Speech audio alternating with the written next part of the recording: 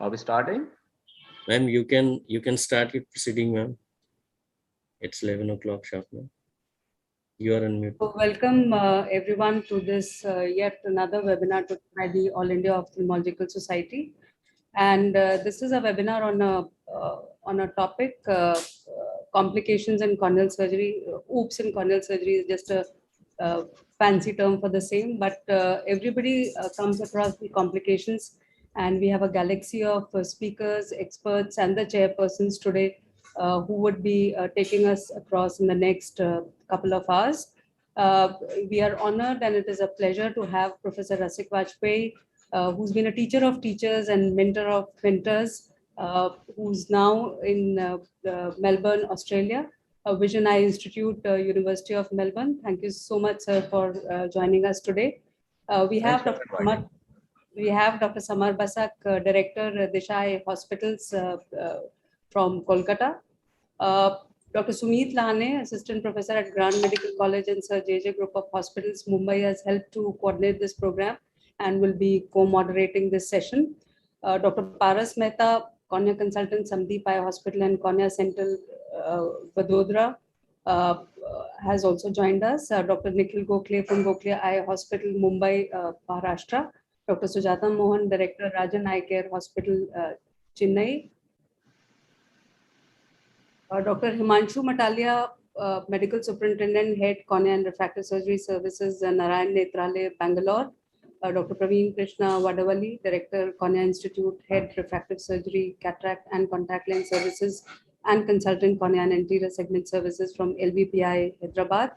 Dr. Rajesh Fogla, Director, Cornea Clinic, Senior Consultant, Eye Department, Apollo Hospitals from Hyderabad. Dr. Muscati, Chairman, Muscati Eye Clinic, Mumbai, and past President, All India Ophthalmological Society. We have expert panel with us today, Professor J.S. Tityal, Professor and Head Cornea Cataract and Refractive Surgery Services from RP Center, AIIMS, Delhi.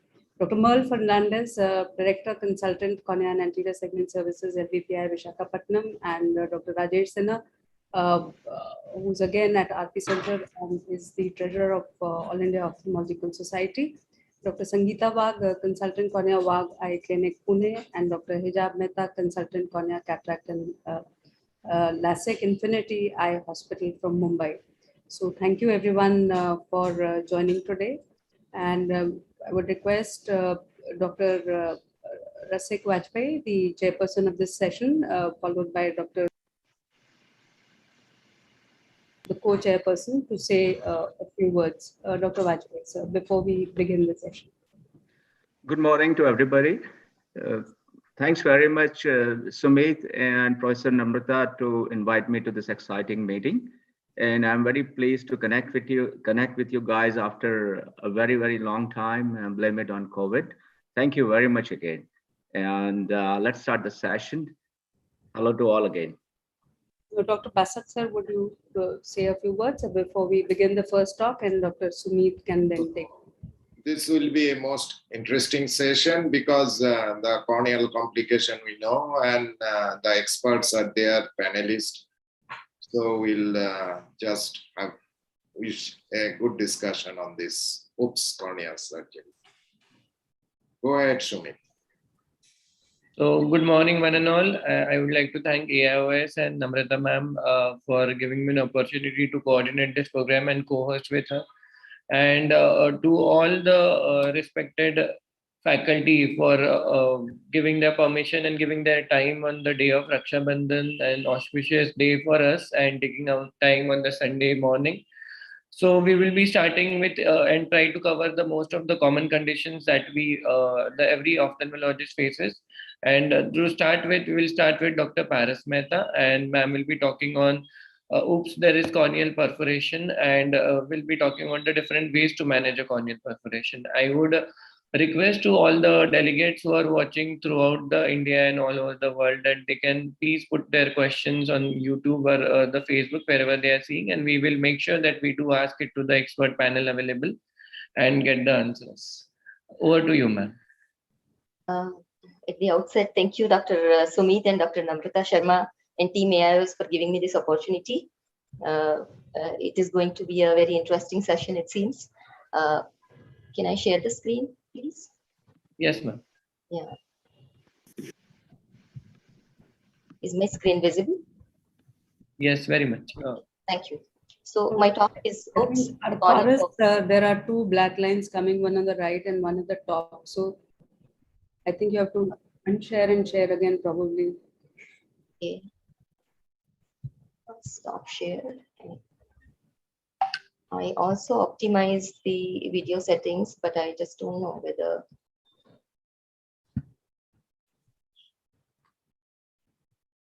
I'll check that once more.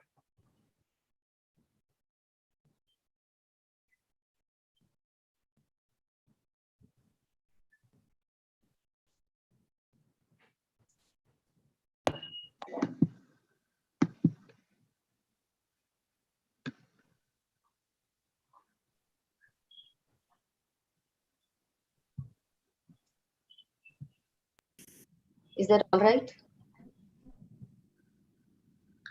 Ma'am, you can make it full screen, please. Is that all right now? Ma'am, there are still 2 lines, but I think we can. Go. No problem. That should be all right, I guess. I'm not very sure. I tried It's okay. optimizing also, like the. No, I think it's okay, Paras. You can continue. Is it seen now? Yes. Yeah. So my talk is, oops, it's corneal perforation. What do I do? I would like to begin this talk with my slides are not advancing. Click on the screen.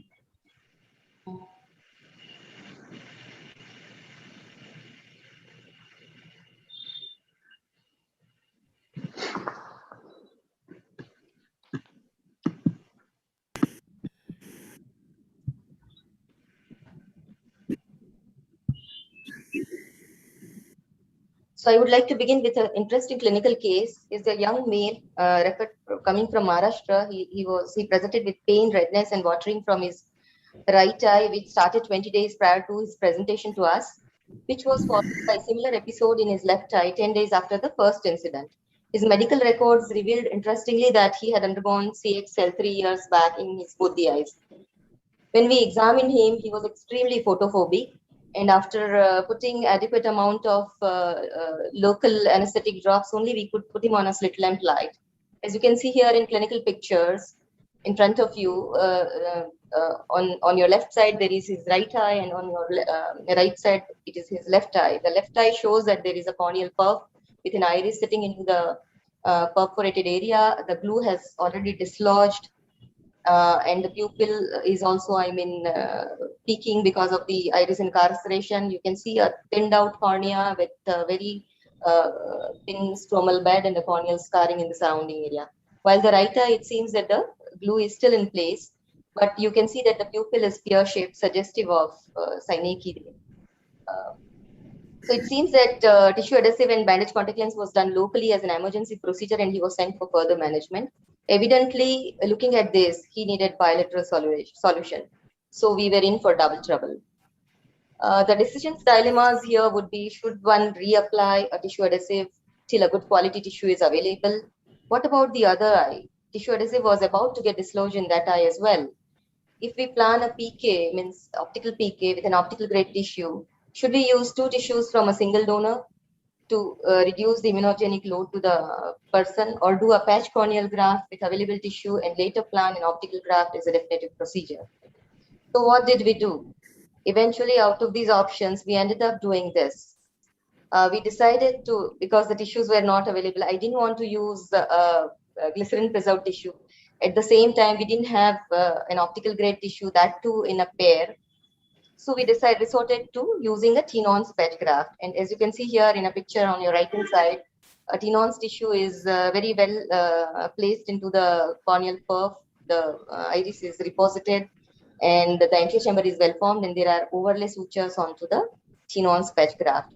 And the second eye also perforated in another 2 to 3 days, and we ended up doing a similar procedure for the other eye as well. With this in background, this case in background, we move on to the main talk. Corneal perforation is an ocular emergency. It can lead to corneal morbidity and profound visual loss hence needs an immediate management to prevent further complications. It can lead to intraocular infection, leading to endophthalmitis, chronic hypotony leading to choroidal effusion and macular edema, and they can also have secondary glaucoma.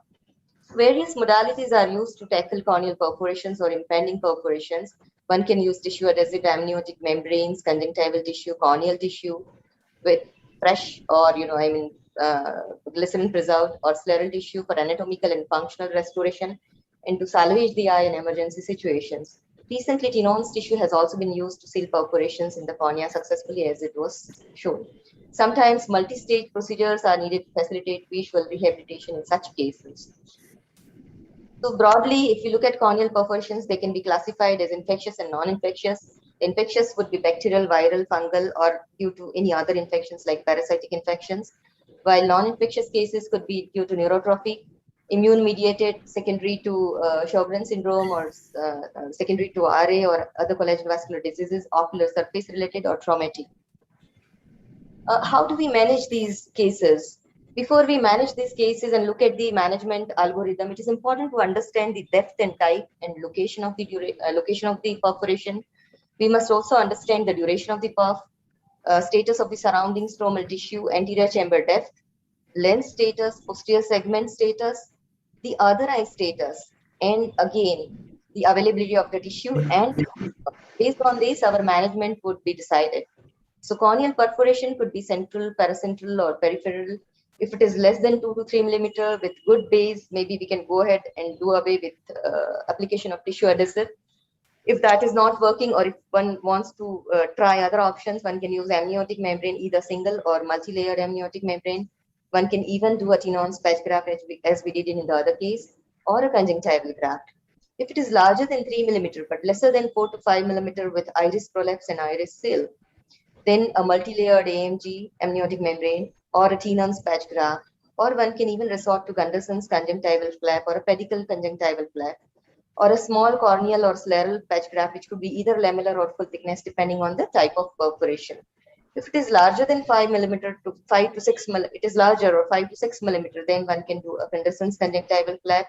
People have even tried Tenon's patch graft for even larger perforations of 5 to 6 millimeter in size, and one can even resort to therapeutic tectonic graft, which could be a full thickness tectonic graft.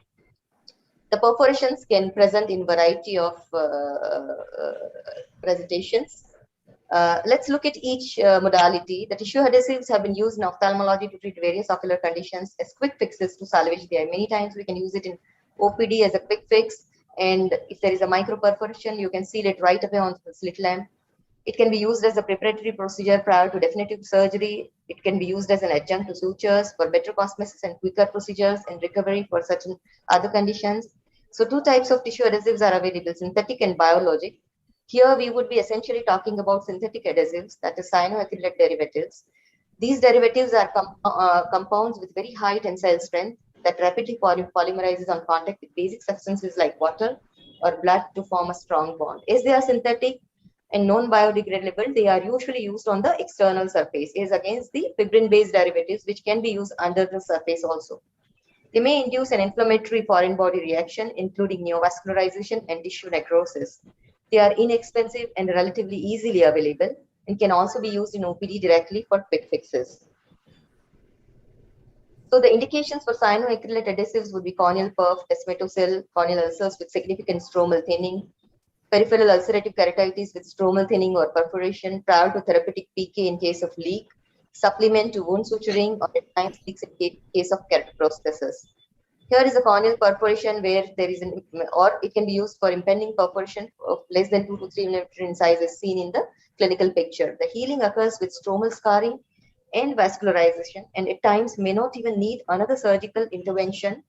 If we can, fit an RGPCL, and if the vision is reasonably good, they may not need another surgical procedure as well. At times, one may need to repeat the procedure also for these cases. Let's look at the video of how do we apply this tissue adhesive. It's important to create a good base for the tissue adhesive to get adhered to the tissue so that we deepthelize the surface carefully. As it is a perforated eye, you have to be extremely gentle. You can use a dry Merocel sponge or a 15 number blade gently to de-epithelize the surface, allow that area to become dry. Take the tissue adhesive into a 1 ml syringe with a 27 or 30 gauge needle, and you can form a small drop and apply a small quantity onto the surface. If you need to reinforce, you can again reapply and wait for the tissue, glue to solidify, and then apply a bandage contact lens onto the surface, as you can see here in this. A modified version of this technique, as described by Khalifa et al., involves, they describe that one can use plastic drape over the perforation site and apply a cyanoacrylate glue, which will prevent the glue from entering into the anterior chamber. So clinical pulse we already discussed. Only thing is, like, if there is a flat AC, you can even form the AC with 30 gauge needle and remove a wire speculum carefully without disturbing the glue from the surface area. The post-procedure care would include, because the BCL would be there, it is mandatory that you put this patient on antibiotic drops for some maintenance dose. A BCL may need change at 4 to 6 weeks. They require frequent follow-ups, and if the surface has healed by 6 to 8 weeks or a little more time, either the glue may dislodge or on its own, or you can lift it up with forceps in OPD or on a slit lamp. Sometimes one can face complications like early dislodgement, and you may have to repeat the procedure. It may, if you apply a lot of glue onto the surface, it can end up into irregular, bumpy or spiky surface, and that can lead to giant papilla formation or sometimes bleed from the tarsal conjunctiva. A recurrent dislodgement would warrant the graft or other procedures, and sometimes who has entered into the anterior chamber can cause severe inflammation. So tissue adhesive can work as quick fix in OPD and operating rooms for many surgical procedures. One needs to be oriented to the procedure and selection of the patients to achieve optimum results. One can also resort to conjunctival flaps for corneal perforations. The downside here would be one needs to do a lot of dissection of the conjunctiva. It would obscure the cornea post-operatively for viewing, and they promote extensive corneal vascularization, which would facilitate corneal healing, but simultaneously would increase the risk of graft rejection if one requires to do a corneal transplant at a later date. One can use amniotic membrane transplant, either a single layer or multi-layer. You can use multiple layers in the form of sandwiches, and on top of it, a large layer of amniotic membrane is sutured. Dr. Paras, you've exceeded your time. Very well. I'll just move fast. So, thank you so much. Shall I? Okay. Continue, Paras. Continue. The advantages of using Tenon's tissue are many. It is available easily and in abundance. There is no need for donor cornea. Hence, it eliminates the risk of disease transmission as it is autologous. It works as a volume replacement, or it can fit any shape. It is repeatable. Being avascular tissue does not increase the risk of immunological rejection for penetrating keratoplasty in future. This is a case similar to what I had shown earlier. This was a patient of RA who ended up with corneal perforation. You can see a previous patch graft in that, and there is an iris prolapse. And this is a surgical procedure of Tenon's patch graft. You can harvest a Tenon's tissue from here. We are taking it from the supranasal area of the eye, and sufficient amount of Tenon's is taken. You can remove the necrotic tissue from the corneal surface, do a synecholysis, form the anterior chamber with a small air bubble, and stuff this tissue into the corneal perf gently, so that some amount of the tissue stays inside and some amount stays outside. And putting some amount of fibrin glue to allow the tissue to remain adherent to each other. And then I'm applying overlay sutures with Tenon nylon to secure the Tenon's patch graft into its position. So this is a post-operative result at 1 month. Professor Rasik Vajpayee and Dr. Namrata Sharma had popularized this technique, tuck-in Tenon patch graft at corneal perforation. It was a retrospective case series wherein they, 31 cases were treated with Tenon's graft. They used technique of tucking the Tenon's tissue in a peripheral stromal pocket created at the edges of the corneal perf to prevent development of adherent glaucoma, and it also used sutures to secure the Tenon's. And it yielded almost 82.7% success rate. The other group which published a similar results, where interestingly they used tissue adhesive along with Tenon's. They did not use sutures in this overlay sutures in this series, and you can see that there were a lot of problems of adherence of the tissues to the wound. So the success rate was less, 74.1%. Recently, a published report from LV Prasad Eye Institute, Dr. Sayan Basu and group published 4-year results of Tenon's patch graft in a patient. This was done in a perforation due to herpes zoster ophthalmicus. They did follow up this patient with serial high-resolution ASOCT imaging. Subsequently, he underwent a cataract surgery. So this particular case demonstrates remodeling capacity of cornea and tensile strength of the tissue post Tenon's patch graft. So Tenon's patch graft is inexpensive, easily accessible, and surgical technique is easy with onlay sutures. It is effective in sealing large perforations up to 6 mm in diameter. It integrates well into the host cornea and serves as a scaffold for the also eliminates risk of disease transmission and dependency on eye banks. It harbors autologous fibroblasts that aids in its integration into the host cornea, and it can allow possibility of corneal transplant with better outcomes. I'll just run through the pictures. These are the patch grafts. Various types of patch grafts stand for larger perforations.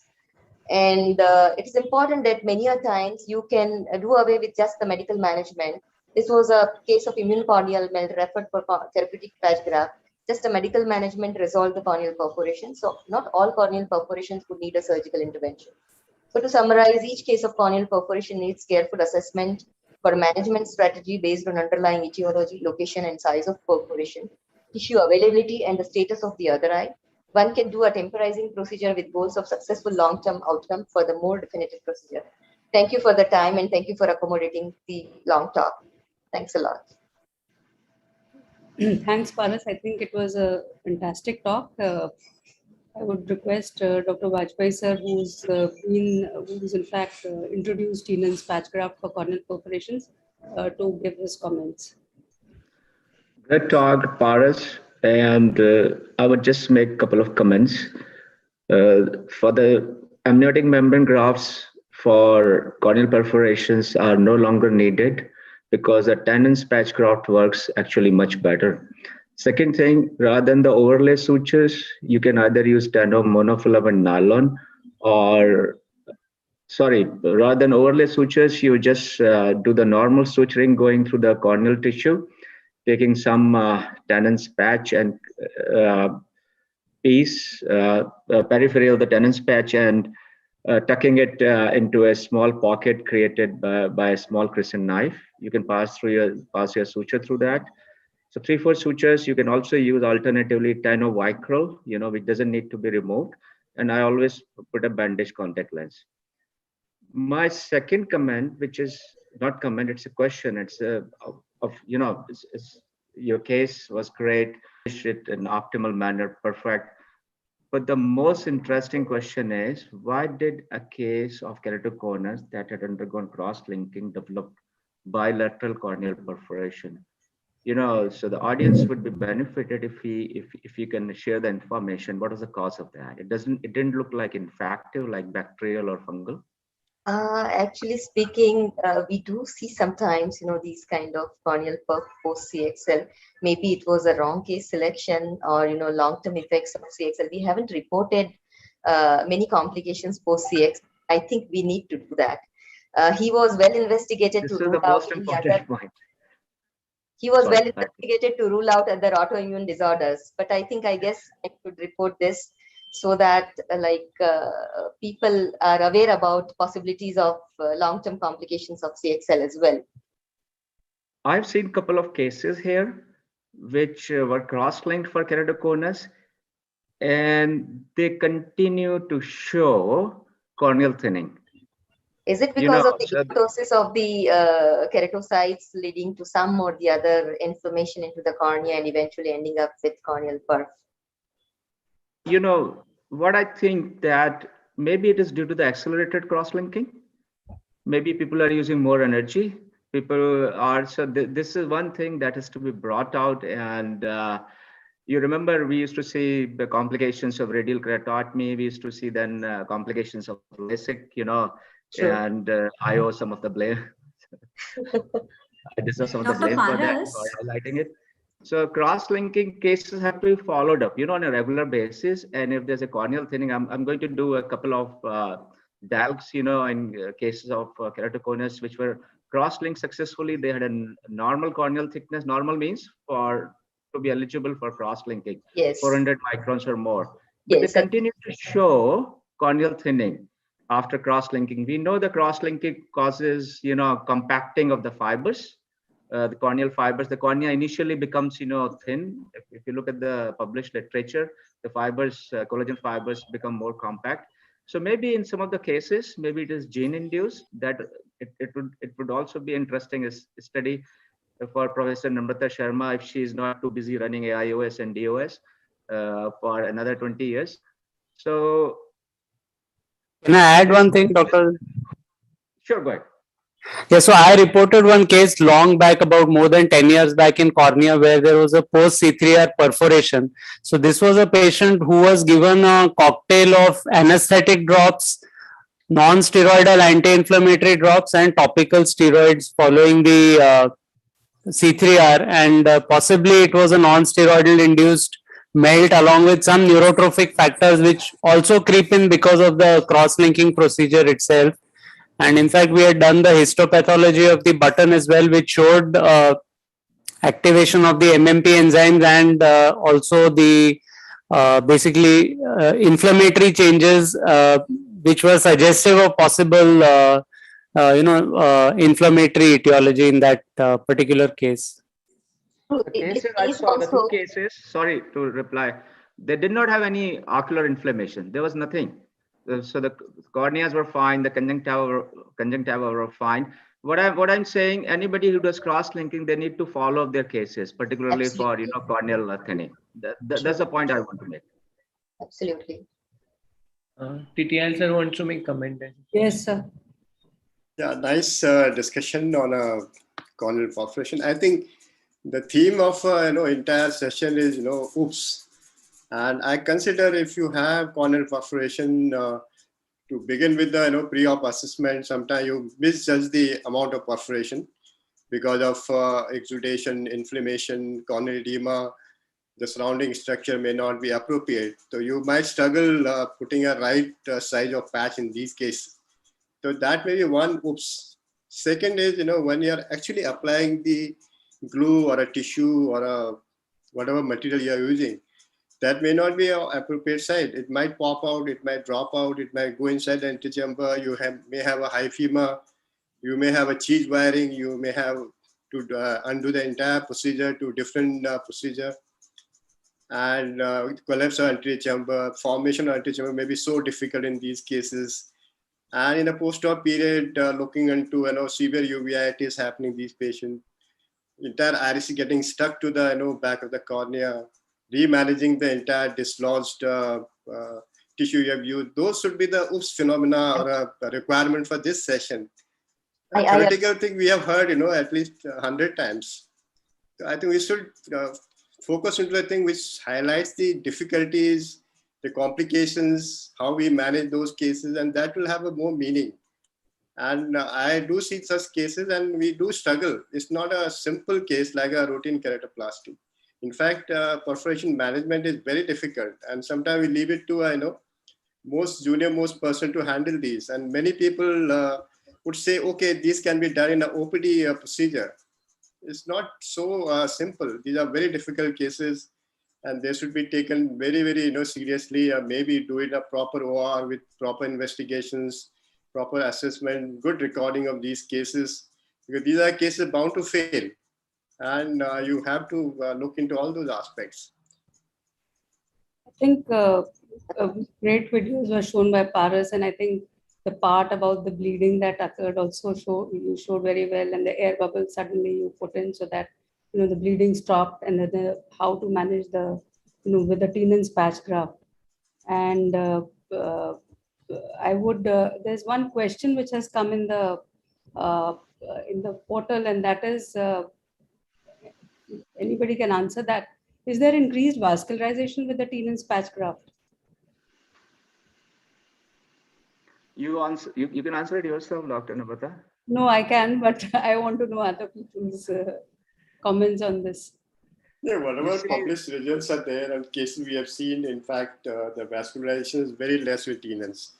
And that's the advantage of this particular tissue to be used. Rather than actually applying the various cyanoacrylate or other glues, the chances of vascularization with this is very less. So you have a better outcome in these cases. Yes.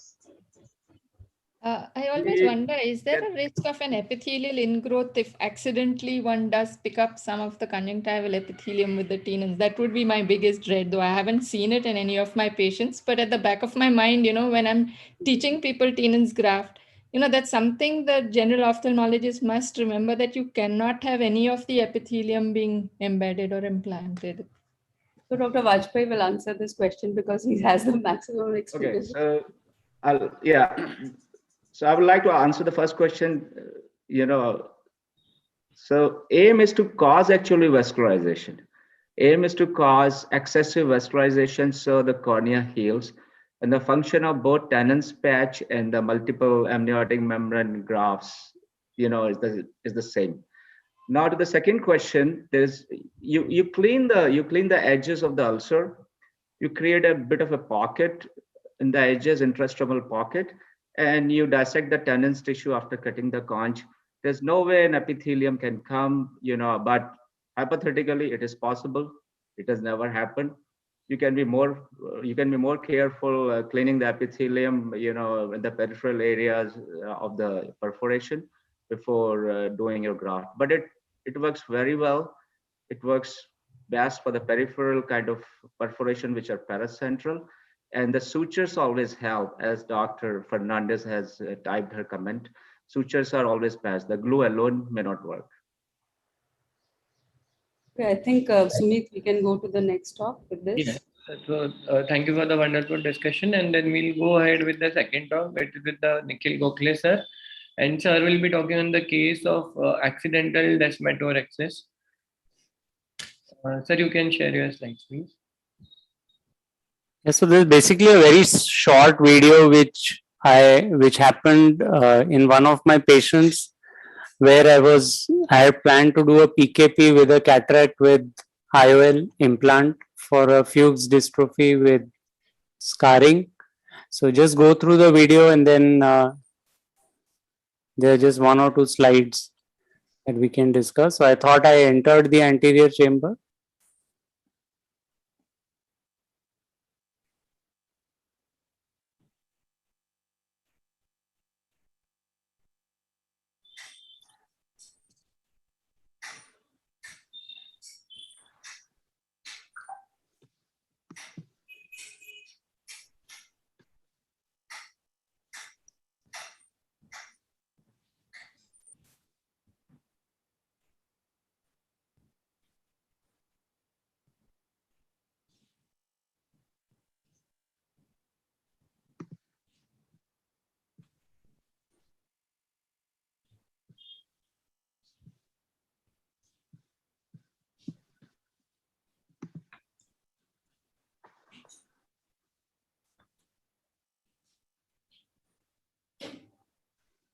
And I excised the button, and I was proceeding for the next step of capsulorhexis.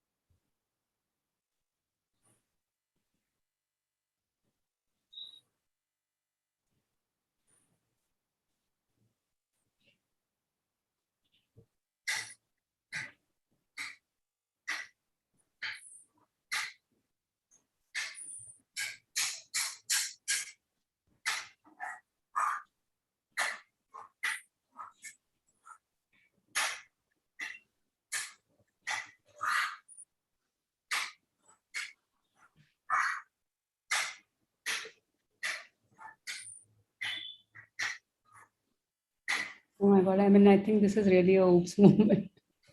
This is the real one, yeah. This is really a oops moment, Nikhil. Yeah, so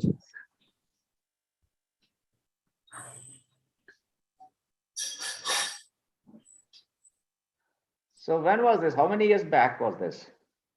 this was quite recent, sir, actually, unfortunately, to say truly.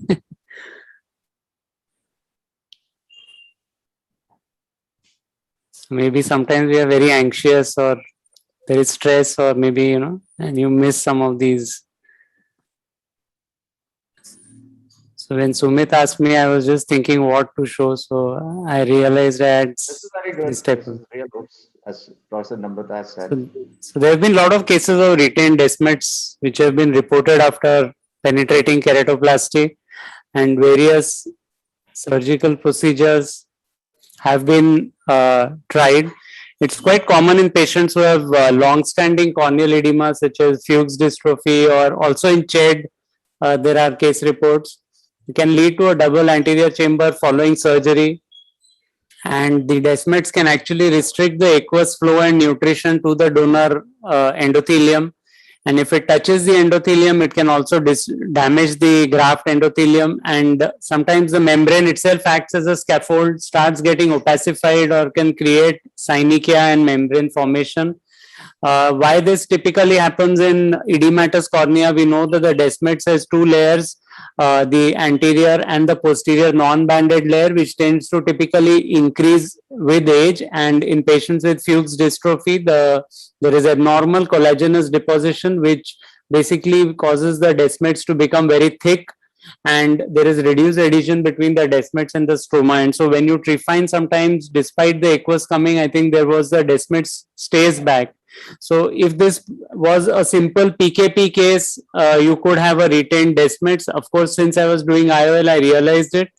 And if you have a retained desmets, people have tried doing a YAG laser, surgical removal, and again, Dr. Vajpayee has in fact shown a case where they used the trypan blue dye, and they published it in the British Journal. So whenever I think as a beginner we are doing a keratoplasty, I think we must try to pinch the iris with a fine forceps, or even maybe do a small PI if required, to be really sure that there is no retained DM, because it can be sometimes missed and we might have a problem post-operatively. Thank you.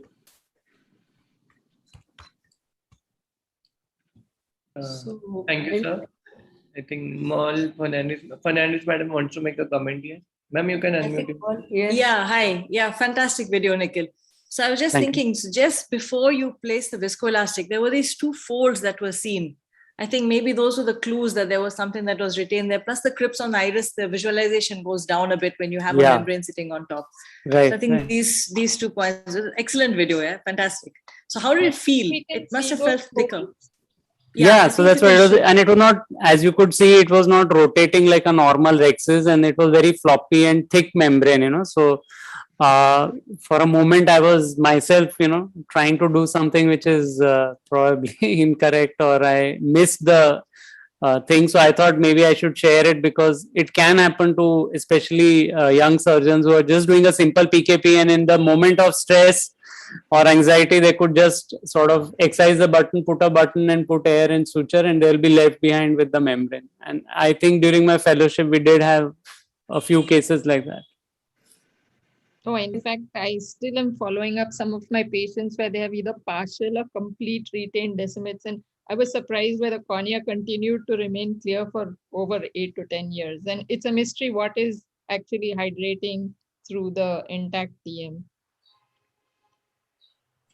So I think trypan blue assisted desmetorexis for double anterior chamber, again, way back almost more than 10 years ago, was described by Dr. Vajpayee sir. And I think in the book, I think that we wrote on corneal transplantation, when we wrote this, then sir gave us some tips that you should always pinch the iris in such cases, and this can happen in very edematous corneas like Fuchs, like CHED, etc. So I think that still holds true. And anybody else would want to say something on this? Can I make a comment, Dr. Namrata? Yes, sir. Yes.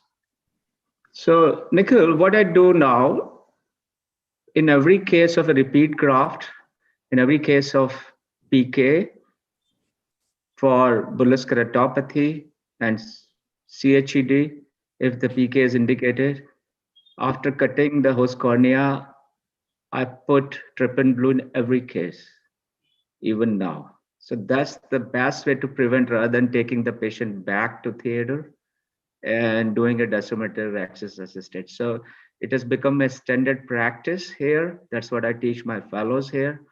Put just a drop of trypan blue to see, and you would find, and surprisingly, in 4 or 5 cases in last 3 years, there was whole desmet was there, just like in your case. Thank you, sir. And if you do have an intraop OCT microscope, I think there is a comment here, Merle has written, and then of course you can make out whether it is there or not, because you can see it as a taut intact membrane.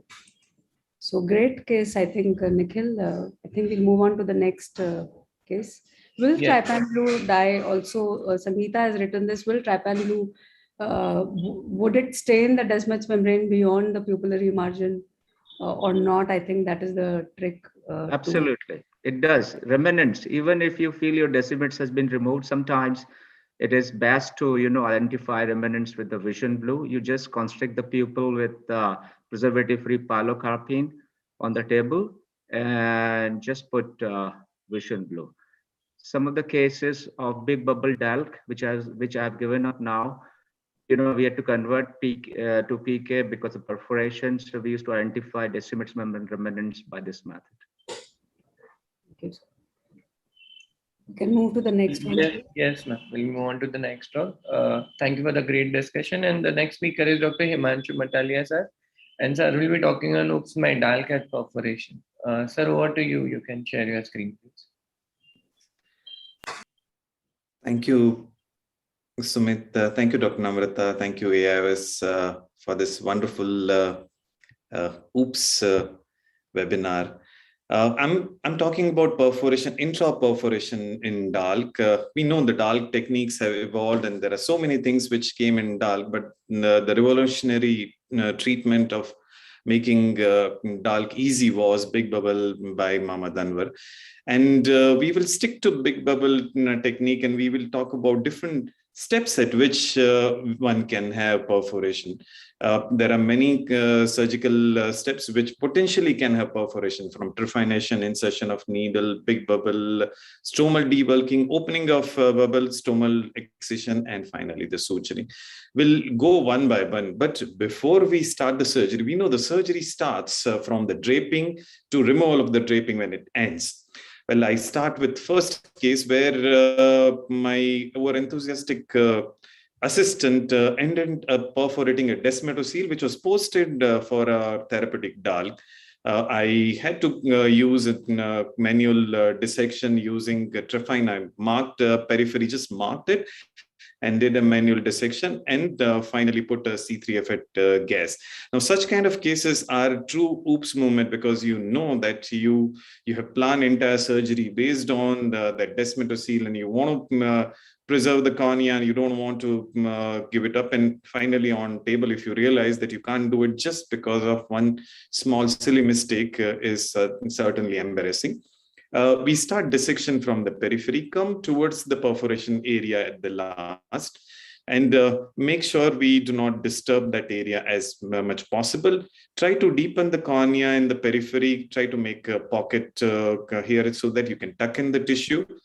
From the donor tissue, you can reduce the peripheral thickness so that it does not stand up too much, because you're not dissected the entire cornea there. And then once you take the suture, preferably take the size of the donor almost similar to the recipient size.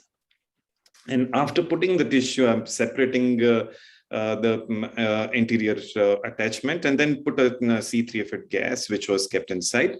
Post-operatively, patient had persistent edema and focal edema in that region, and had irregularity in epithelium. I had to do a temporary tausorrhaphy, but finally everything went on well, and patient improved vision with 6/9 with RGP lens, and the graph also remained clear.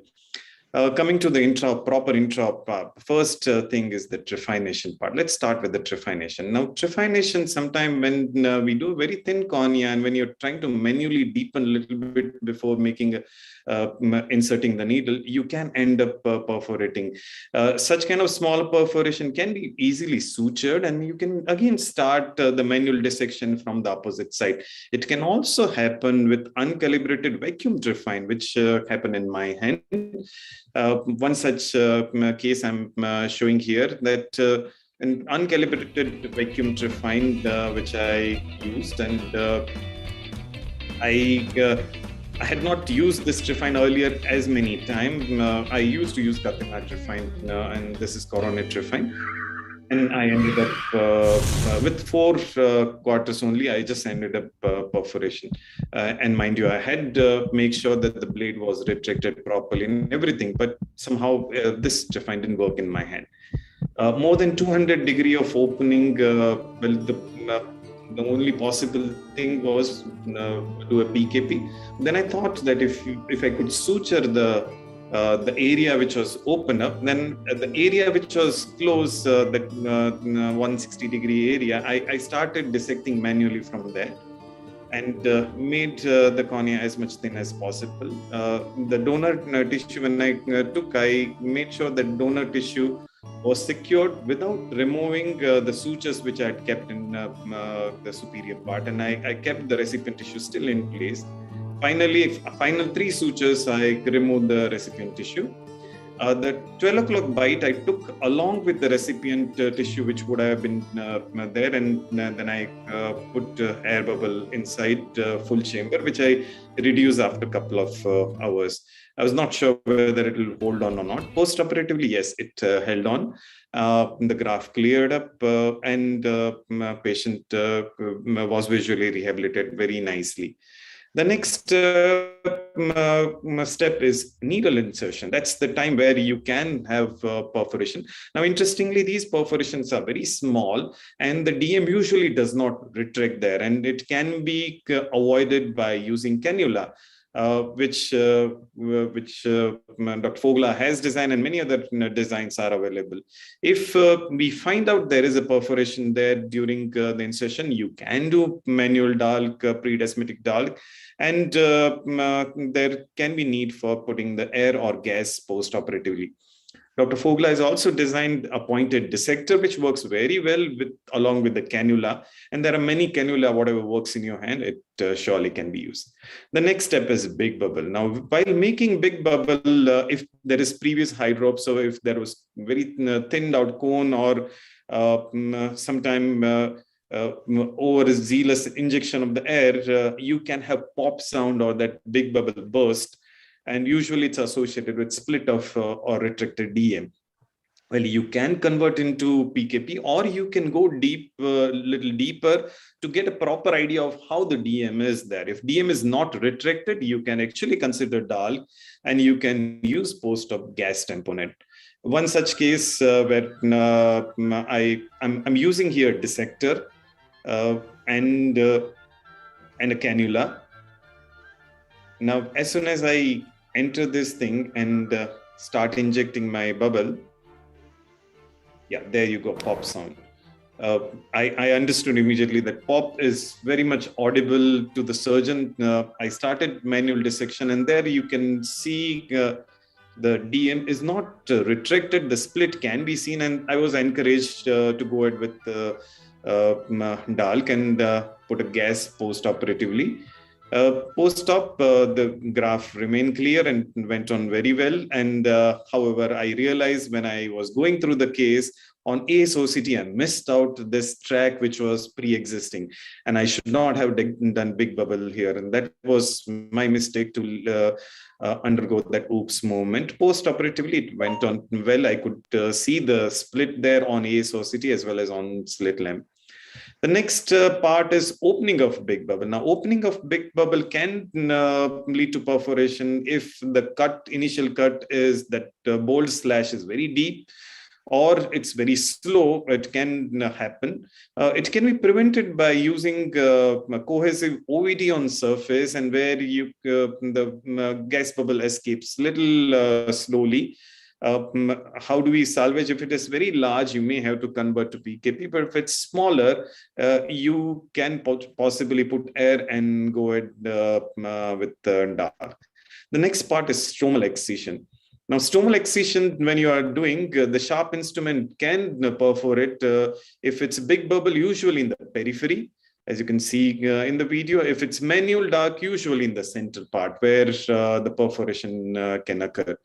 How do we manage it? Well, if you are able to put the flap back and put air inside, air stays inside, you can use fibrin glue also, or you can use small piece of stroma to secure that area and can still go ahead with DALK.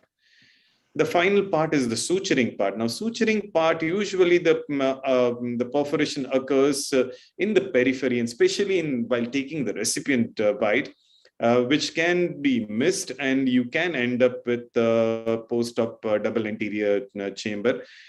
Such kind of thing is not unusual. You may have to take up the patient again, put an air tamponade, and usually they resolve pretty easily. To summarize, these kind of oops moment of intra-perforation DALK is not uncommon. There are different steps of DALK can lead to different perforation and can be managed accordingly. Depending upon the location and size of perforation, you can decide whether you want to continue with the DALK or you want to convert to PKP. Thank you very much. Excellent presentation, Himanshu. You covered almost all the oops, and we are all familiar with these oops moments that happen in DALK. And all of these were in big bubble DALK, I think. Yes, ma'am. So anybody would want to give any comments on it? Or Sir, I would like to ask a question to you here. Like in all the cases where you showed there a perforation happened, you went ahead with the manual dissections, and many places, especially when you had that 260-degree total because of that vacuum trephine which was used.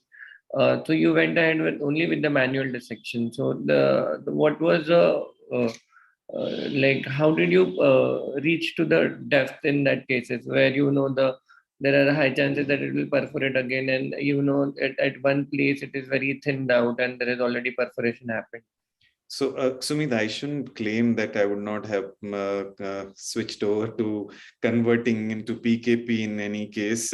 As you said, that there would be many cases where I might not have able to continue with the DALK. In such kind of cases, I don't think we should have any qualms to convert to PKP. And if we feel that the air is able to retain inside, you're able to get a proper anterior chamber, and you think that you can do a decent job and you can manage post-operatively, then yes, we can go ahead. But if you have doubt, you surely should convert to PKP. so Dr. Basak, sir, Dr. Samar Basak is there. Okay, Dr. Basak is not there. Yes, I am here. I was just listening to Himanshu. Is a so nice talk, well covered, and all possible moments. Oops moment, all possible steps. It might, starting from the draping, that is a rare thing, but desmetocele draping, it is obvious. So one thing is that many people do manual dissection. Even I have seen the video shown by Rishi, the manual dissection during manual DALK, not big bubble DALK, they also perforate during passing the scissors circumferentially. So those time you just stop there and go to the either clockwise or anti-clockwise. That is the thing. But this is an excellent video. I have seen it earlier. So nice video, Himanshu. Dr. Titial, sir, is there? Dr. Titial, sir? Yeah. Yes, sir, your comment? It was a remarkable video. Himanshu always has a good collections, and he's such a beautiful orator. And as Namrata said, we have seen all these oops moment in our journey to DALK procedures. And we know that this is one of the most difficult cornea surgery, because to achieve a successful DALK in different types of cases are very, very challenging, whichever technique you use. I think one of the important aspect of successful DALK, it goes with the pre-op preparation that we all know. Examination of your case, as you rightly pointed out, one patient where you had a track. Similarly, doing a good anti-segment OCT really helps you to assess what is the exact area of concern. And we are lucky that we have IOCT for the last decade or so. So all cornea surgeries are with proper on-table visualization. And that has changed the concept of doing a corneal surgery as such. As normally I talk about, corneal surgeons should acquire, these microscopes for future, if they become cheaper for other people also. But that really gives you a lot of assessment on the table, how you're going to approach it, how you're going to go through your procedure. Even you have a complications also. That also gives a lot of assessment to be done. DALK is the one which Dr. Namrata has a beautiful videos on a big bubble DALK, which nobody could imagine those type of movement of a desmet membrane with the big bubble happening. Wonderful videos. I think people would really learn from seeing those videos also. Complication we all had. It's very difficult surgery. Thank you, sir. And I know Dr. Vajpayee has described diamond blade assisted DALK, sir. Would you like to say something on that? Yes, sir. I gave up doing with regards to all big bubble DALK practitioners and proponents. I've given up doing big bubble because of all these reasons. And Himanshu showed a beautiful compilation of all the steps where perforation can occur, and we have had that. And Professor Namrata has been a witness to all these things, because she would be there most of the times when I was operating in New Delhi. So I've given a big bubble DALK, and I do the spirometry guided, I call that DALK. And if you look at the literature, if you can leave less than 100 microns of posterior stroma, you can have 20/20 vision after 12 to 18 months. And if you can reach up to last 15 microns of residual stroma by lamellar dissection, you'll get 20/20 vision at 9 to 10 months with minimal astigmatism. So I don't do big bubble anymore. I have a comment and question for Dr. Himanshu. The comment is, the lamellar knife, which he was using for lamellar dissection in one of the cases where perforation happened, was very sharp. The crescent knives and such sharp lamellar knives should not be used. Your lamellar knife should be blunt. Once you reach the last 100 microns of posterior stroma, there are no keratocytes. The arrangement of the lamellar fibers is very loose, and you can easily dissect with a blunt dissector, which is what is recommended. Now, my question to Dr. Himanshu is, has there been any difference in the visual acuity at 1 year between your successful big bubble DALKs and unsuccessful big bubble DALKs, which were managed by a manual, DALK? Has there been any difference? I would be very unfair if I say yes or no to that. I've not analyzed it separately, but at drop of hat, if I can imagine, I really don't see a startling difference, which I would have felt that why I did such kind of thing. And especially when you're teaching fellows and when you have more number of such kind of moments where the manual DALK would have been done, I totally agree with you that I don't see obviously there's huge difference, but unfair on my part to say yes or no because I've not analyzed. Actually, there's no difference. But if you publish your data, that would be great. For the residents who will not fall in the trap of doing big bubble and causing perforation and converting to PK. I would also like to make a half comment to the question that Sumit asked about that case, interesting case where you perforated with the prefines almost 180-degree full thickness perforation. So another option, you are a skilled surgeon and you can manage it so well. I saw it, excellent surgery. Kudos to you. The surgeons in India are doing so well. Another alternative approach can be, Sumit, is just suture that and leave it there and go back after 4 to 5 months. when the wound has healed and you can do a successful manual DALK, just to make sure that everybody, everything works well. Not everybody can fly a plane like Dr. Matalia. One question here to TTL sir and you also, sir. I saw your DALK videos, and as you said, the 60 to 100 microns bed can be left alone. But when, like, as a learning surgeons, when we are operating, we are not very sure, and especially we don't have a IOCT available. We don't know how much bed has been left. So, is there any way, or can we use a ultrasound pachymeter or something else which will make sure that we are almost till the 50 to 60 microns, and now we can leave the dissection and just go ahead with the graft? So I think you're asking Dr. Tial. Both of you, sir.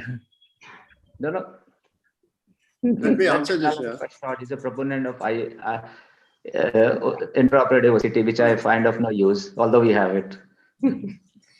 Yeah, Sumit, your question is absolutely appropriate. It's very difficult to judge on table how much stroma you have left, but there are certain subtle signs which can tell you that you are in a proper depth. Also, you are deeper also, because I can understand IOCT may not be available to most institutions, and using intraop pachymetry is not very useful when you have a thickness less than 100 microns. It doesn't give you a accurate reading.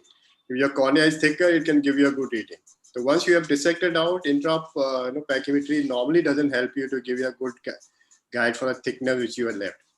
So if you are dissecting a stroma, if your stroma still is ragged, there's a lot of bumpiness, so that would suggest that you are still on a mid stroma. You're not in a deep, as Dr. Vajpayee talked about. No keratocytes in a deeper area. The lamellae are much more separated. They come off very easily. So when your dissection becomes smoother, your peeling becomes smoother. You can see the smoothness of a remaining part of a cornea. So that tells you that you are quite deep into the dissection. Secondly, the visibility underneath. The entire structure is beautifully visible. And that tells you that you are in a proper place. If you have an air bubble inside also, sometimes that can also give you a good guide if you are deep in the desmets, the reflection of your instrument through the air bubble. That is what people talk about doing a manual DALK also. And just putting an irrigation onto the cornea may be a pseudo feeling, because that gives a smoother feeling through retroillumination. Yeah. It should be dry surface to assess your stroma. The smoothness of stroma will give you a depth assessment for your case. Thank you, sir. And one point it's been highlighted here by Mal ma'am, and I wanted to ask him. I think one more thing that you need to look at is the ledge where you are doing your dissection, because by the thickness of the ledge where you have where you are doing the dissection all around 360 degrees, you can make out at what level you are. If you just look at that ledge all around when you are doing manual dissection. Sir, Dr. Vajpayee sir, would you want to add something? And then we can have take one comment from Dr. Rajesh. Just for a small comment. The mere fact that you are able to dissect your host cornea smoothly with a blunt lamellar dissector. So if you are using a sharp lamellar dissector, it won't give you a clue. But if you are able to dissect easily, just like little peeling off kind of a tissue, it means you have reached the last 70 to 80 microns of posterior stroma, because the collagen lamellae, the fibers are so loosely arranged, there are no keratocytes, that you can dissect very easily. And you reach that, you don't have to do anything. Suture your graft after removing the desmet membrane, and you'll be good. Okay, Rajesh, would you want to give a comment before we move to the next presentation? There is one more presentation on DALK, and then we come to... I think most of the points have already been covered very well. Case selection is very important, and I think preoperative anterior segment OCT is really helpful deciding what kind of surgical technique that you're going to employ, and which are the cases where you would avoid injecting any kind of air or viscoelastic into the stroma to initiate that plane of separation to create the type 1 bubble. Definitely, if you have a big bubble, the speed of visual recovery is faster. And even if you look at what Dr. Vajpayee was asking at 1 year or 2 years, I do have cases where I've done manual. Yes, they may reach 6, 9. It all finally depends on what kind of refractive error that you're left behind with. You may have a manual case of DALK with minimal astigmatism seeing much better. On the other hand, you may have a big bubble DALK done superbly, but there is large amount of astigmatism, which prevents the vision from, reaching close to 20/20. Thank So the air injection also, Himanshu mentioned that sometimes you have a spontaneous rupture. We just published a paper this year where we showed a sequential air injection technique, because if you have not done a paracentesis and you initiate the type 1 bubble, there is no place for the fluid to get displaced in the anterior chamber. So you get the counter pressure from the aqueous that increases the intra-bubble pressure as it is expanding. So I prefer to initiate the bubble and then I do a paracentesis to release the aqueous, which lowers the counter pressure. And then you find that you can expand your bubble to reach the edge of the trephination margin without encountering the spontaneous rupture. Thank you. I think we can move to the next talk, Sumi. Yes, ma'am. So we'll move on to now. The next speaker is Dr. Sujata Mohan, ma'am, and she will be talking about story of a lost big bubble. Over to you, ma'am. You can share your screen. Yeah, thank you. Sorry. Yeah. At the outset, I'd like to thank AOS, Dr. Namrata and Dr. Sumit for giving me this opportunity. And my first DALK was in 2004. I watched the first DALK being done by Dr. Shariz Daya. And over the 17 years, I've had several oops moments in this DALK, and I find it the most difficult surgery in all the intraocular surgeries that we're doing today. So it's a no-win situation even now. So I'm going to share one of my oops moments. This was a case of a macular corneal dystrophy in a 26-year-old patient who had very severe photophobia on the right eye. You can see that we had to take several pictures to get at least one picture right. And the left eye, it had keratoplasty done by me 4 years back, and he had excellent vision. He also had a phaco-foldable done 1 year back, and his best corrected visual acuity was 6/6 after cataract surgery. So, we decided to do a DALK in this patient, and so this is a case of what happened on the table.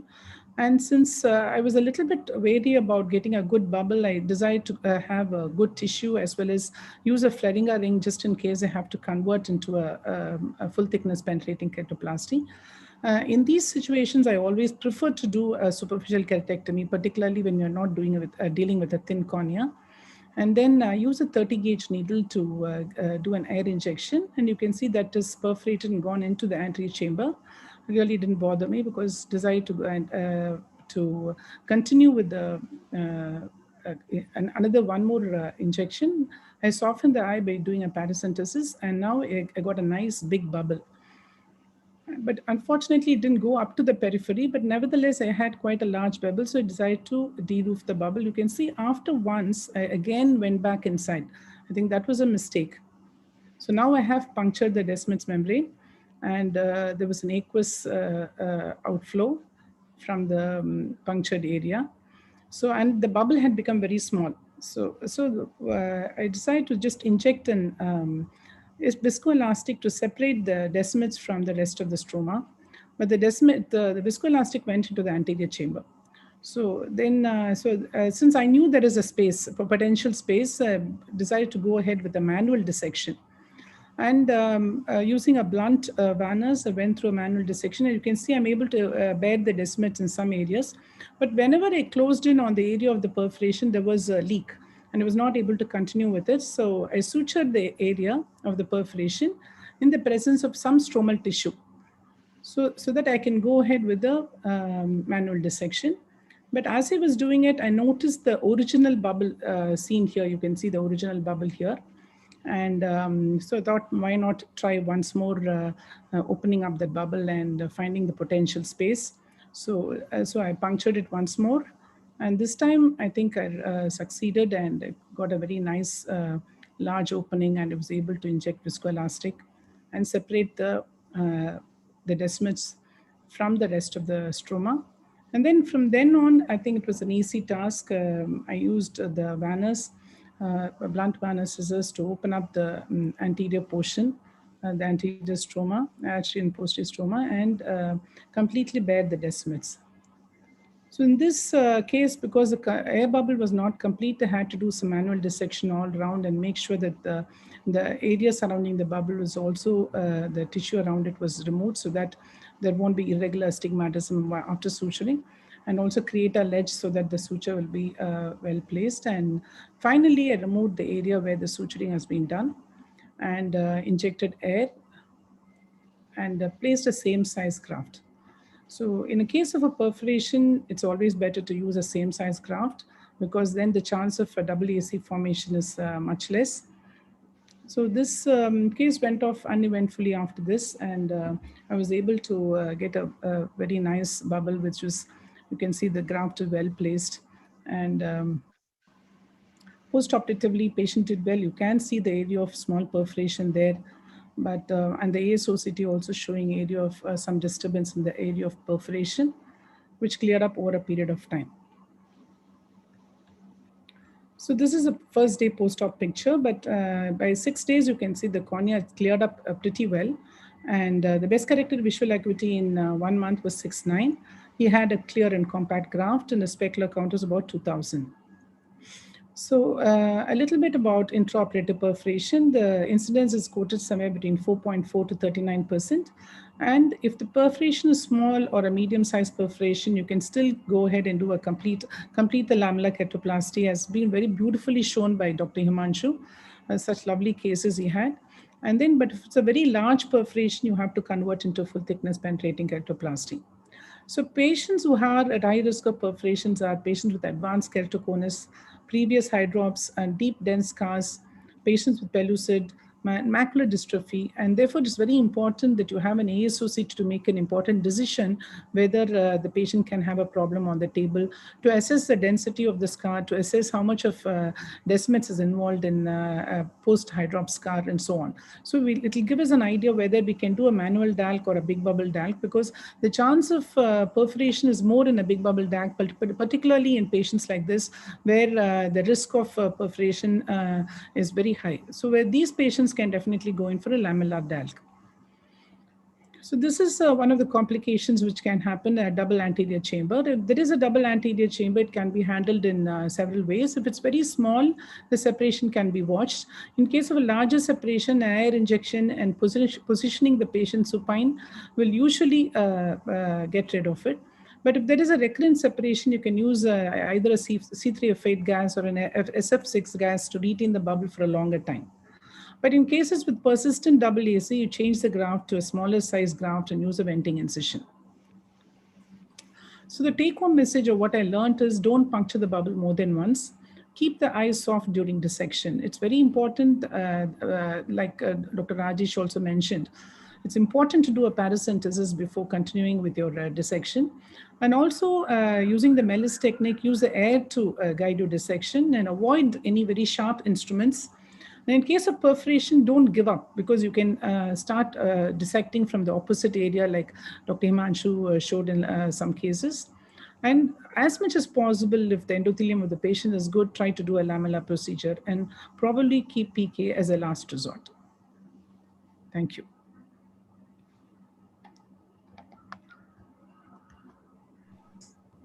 Thank you so much, Sujata, for that excellent presentation. There are a couple of questions for the panel. One is that, is there a difference when you do a big bubble for keratoconus vis-a-vis macular dystrophy vis-a-vis cross-linked keratoconus? Is it easier to do or is it more difficult to do? So if the expert panel can answer that.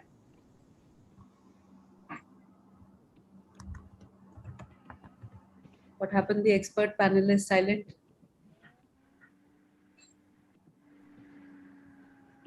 So any experience on big bubble? In macular dystrophy, it gives a very variable response to air injection. And often you end up with either a type 2 or a mixed bubble. That means you will either get a type 2 bubble that gets initiated, or you will get a type 1 bubble that initiates and then breaks away, forming a type 2 bubble. And because, and the posterior layer is more brittle. That means when you try to go and expose, the chances of having a macro rupture is much higher. And a spontaneous detachment post-operatively without having any perforation intra-op can also occur if you have got a type 2 bubble in macular dystrophy.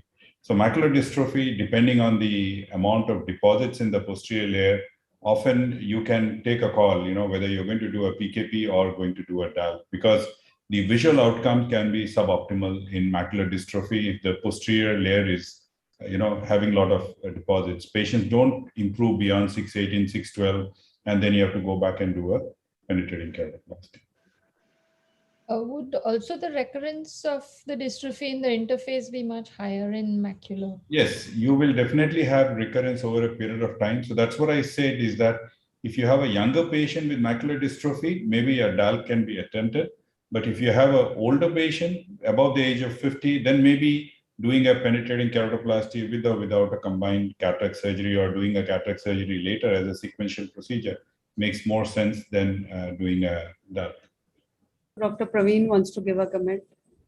No, following up on what Rajesh said, I think very important about the age, because it also seems that endothelial function in older patients in macular dystrophy seems to be a little less than normal. And so you have higher incidence of detachments of desmets and also endothelial failure in older patients with DALK and macular dystrophy as well. So Dr. Muscati said he's given up DALK and macular dystrophy since last 5 to 6 years, and Merle also wants to. Merle, yes?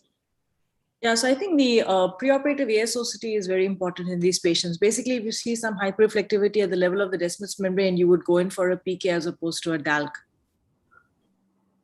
Okay, and also if you can get a specular microscopy picture, that can also tell you whether we'll go for DALK or PK, apart from age factor. One thing which is very paradoxical in macular dystrophy is that you will have corneas with poor endothelial cell count, a lot of guttate changes, but if you do a pachymetry, you get pachymetry values in 480, 490. So yes, where you would expect, so the stroma is more compact. So if you look at the pachymetry and try to assess the endothelial function, you can often be wrong. Dr. Vajpayee sir, what would be your take on DALK vis-a-vis PKP in macular dystrophy?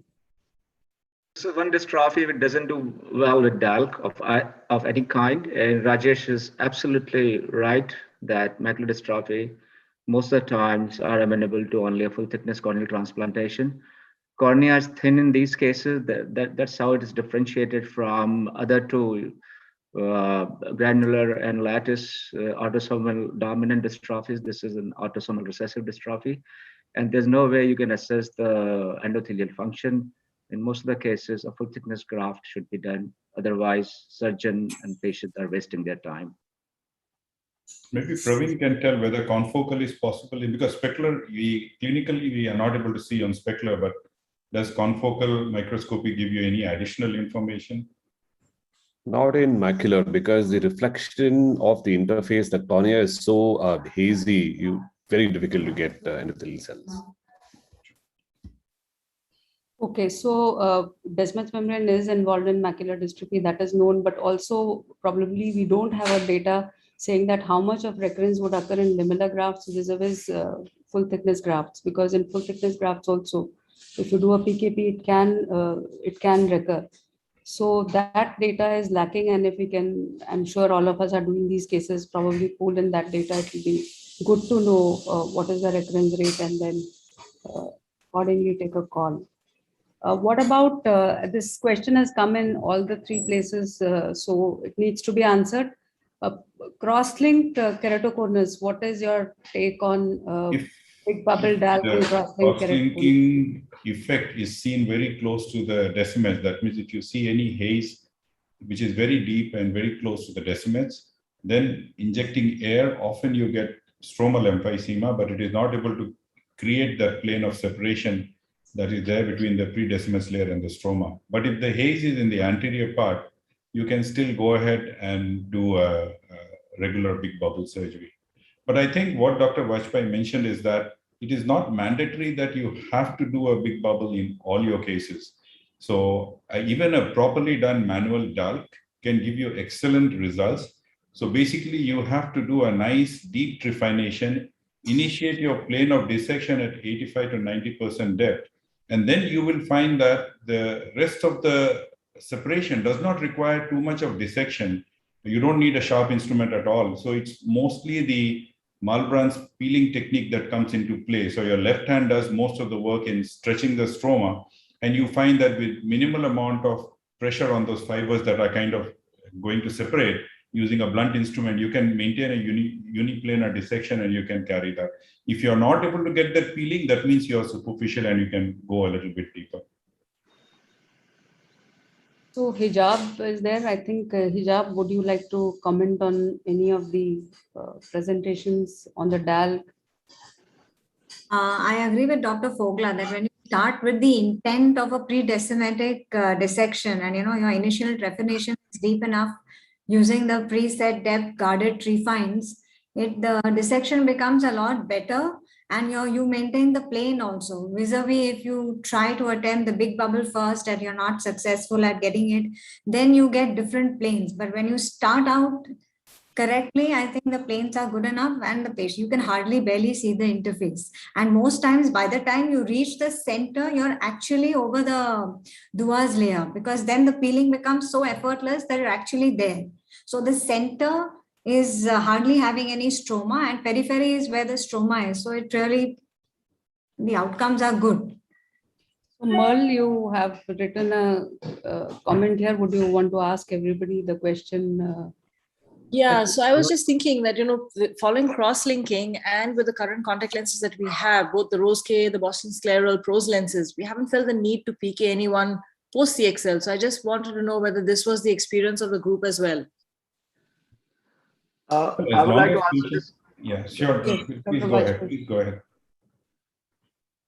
Yes, sir. So what I would say, you have to distinguish between corneas that are still, showing thinning, and the corneas which are stable. I'm just talking the thinning part, because the refractive part you can manage very well with these lenses.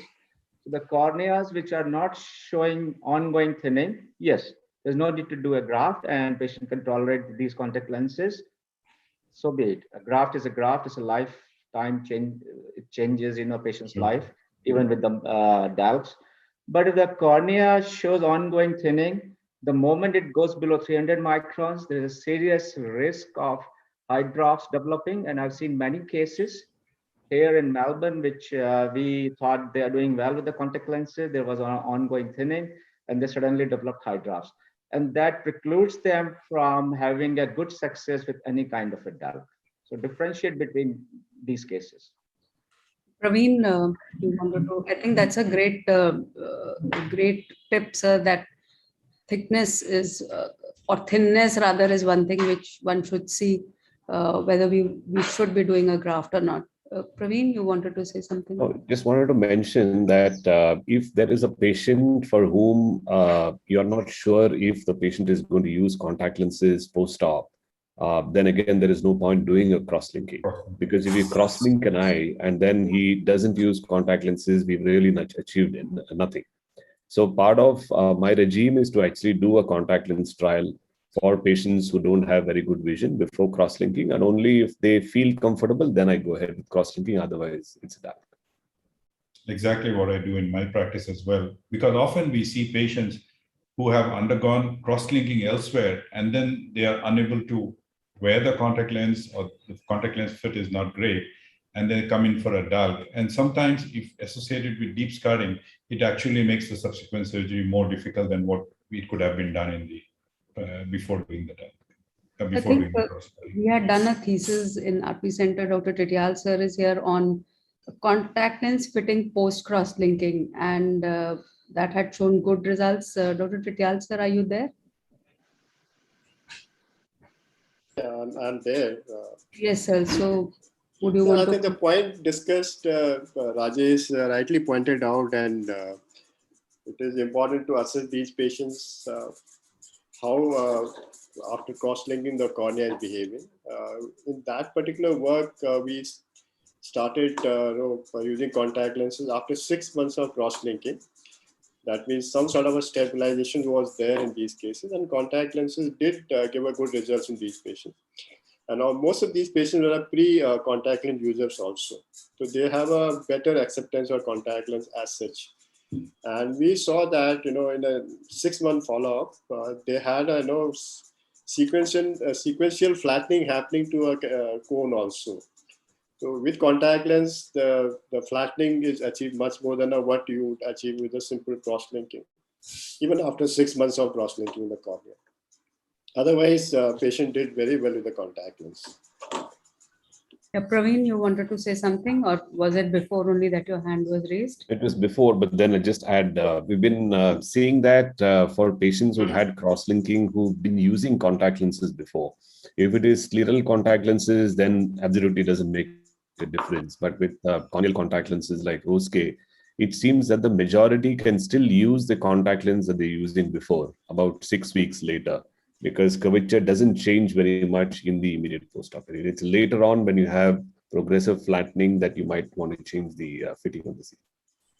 Dr. Sangeeta has a question, and I think because all the experts are here, it will be useful to take everybody's comments. Sangeeta, would you? Dr. Sangeeta? Yeah, I'm here. You had a question about phakic IOL, so I think if you can take that. So in my practice, I have a lot of patients coming from the rural setups, and it's one, like the mini scleral or the pros lenses are cost prohibitive, and in their occupation, it's quite impractical for them to use RGP lenses. So of course, like what Praveen said, the workup protocol is you do a contact lens trial before you offer cross-linking to know what the visual outcome is. But for those, and then I divide them into two, the urban setup, they're okay to go ahead with the contact lenses. But the rural setup, I have them wait for a year, maybe even 2 years. Once you show it's stabilized, I offer them the phakic IOLs, and they find, even if they get like 680 in vision, it's way better than 660. Their field of vision is good, and they're really quite happy with this. So I don't know what the opinion of the rest of the panel is, but I'm really happy to offer them, and especially the indigenous phakic IOLs are within their reach, and I think it does make a big difference to their day-to-day lives. Yeah, I'm also using phakic IOLs for post-CXL. Patients are quite happy as long as you tell them that the vision will not be as good as what you expect, but it will be definitely a better this thing than using contact lenses, which they are not comfortable with. And I've not had any major complaints so far. Like you said, with Indian lenses, you can even customize them for a higher astigmatic correction. So they're pretty good. I think we'll move on to the next part, Dr. Sumit. Yes, ma'am. Ma'am, one question I wanted to ask, it was pointed out by Mal ma'am also, that what about the anesthesia in the cases of DALK, especially when you have a progressive keratoconus and the patient is between the age of 15 to 20? Do the panelist expert, do they prefer a general anesthesia or the local anesthesia with there is always a risk in the thinner cases, and the child may not be always cooperative enough like an adult. So any takes on that? Dr. Basak sir, would you do your DALKs in GA or LA? If it is GA. not a child, first is GA, this. mostly GA. General anesthesia. Yes, Dr. Vajpayee sir. Since I don't do big bubbles, most of my cases are, under peribulbar anesthesia, except Down syndrome.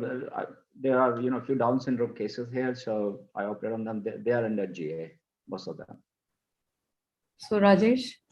Yeah, I mostly do under GA because it gives greater control and can be done under local as well. But for people doing it under local anesthesia, I also give a facial block in addition to giving my peribulbar. What Merle pointed out, patient squeezing the eye, because sometimes you have the anesthesia wearing off and the patient can, the lids can start moving, and that can be detrimental.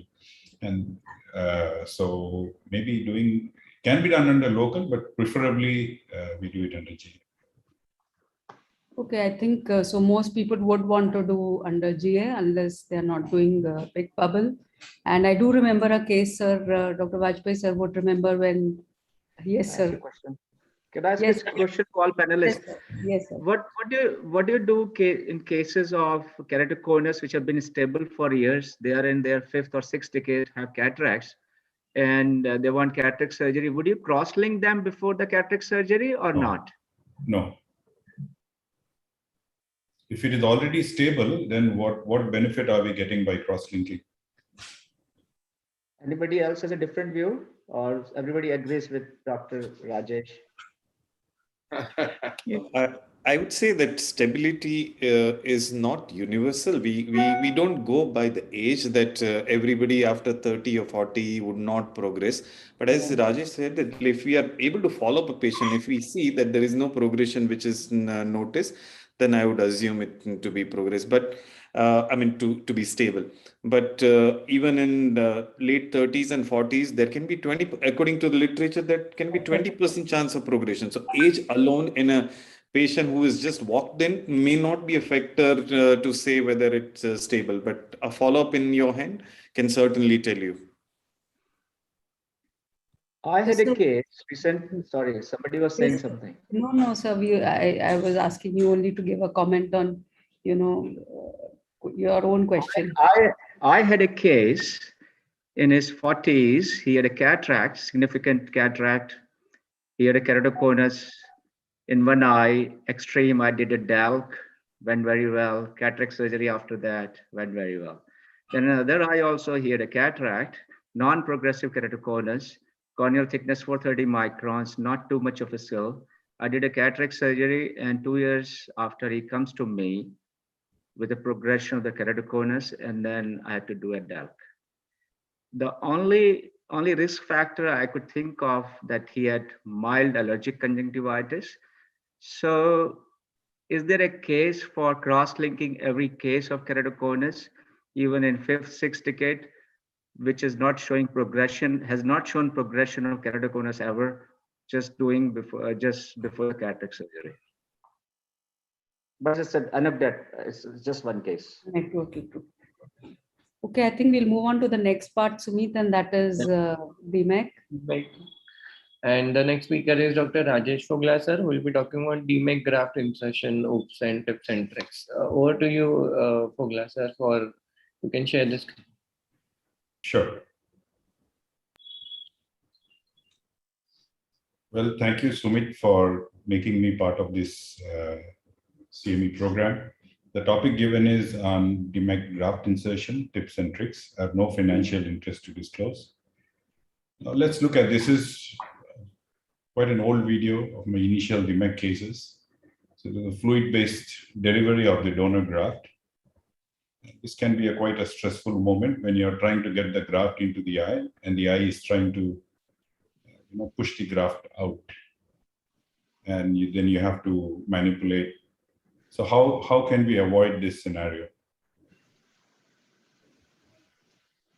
So there are a variety of injectors that are currently available. They are made either of glass or plastic, the IOL injectors, and they're made from various companies, like you have from Goida, from DALK, from Corneal, the Endoglide. Some of the simple injectors which can be made, this was the one that I had described back in 2015. You can use an Alcon cartridge with IV tubing set and a syringe. So basically you cut a piece of the tubing and you can attach the Alcon cartridge to it. So the length of the tubing is 2 to 3 inches from the tip. Take the cartridge and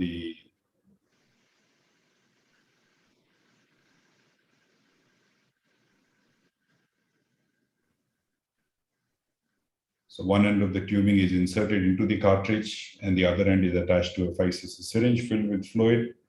So this is what the injector system was, and this was actually described in a paper that was published in 2014 in Corneal.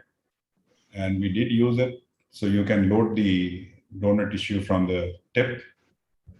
You can see that that's the stained DM that's been either from the tip, or we could also load it from the posterior side by attaching a small tubing to the tip of the cartridge, attach it to a syringe, and then try to load it from the posterior end, which is much wider. So this is good when your tissue is an older tissue and it does not really get scrolled very easily. Then you can try and load it from behind. So you can also create this from a sensor 3-piece cartridge. I think a lot of us have been using this. Dr. Basak, I think, prefers to use this for all his cases. So you take the sensor cartridge, which is for the 3-piece IOL, you break off the wings. And then you can attach a small piece of IV tubing to one edge of the cartridge, and you attach a syringe on the other side, and you have your injector that's ready. You can aspirate the donor scroll from the tip, and that's pretty much good to go. The other one that we described, trying to make it out of a pipette. So this is something that we got. So you can, these are not very expensive. You can use a number 15 blade and snip off the tip, giving it a beveled edge.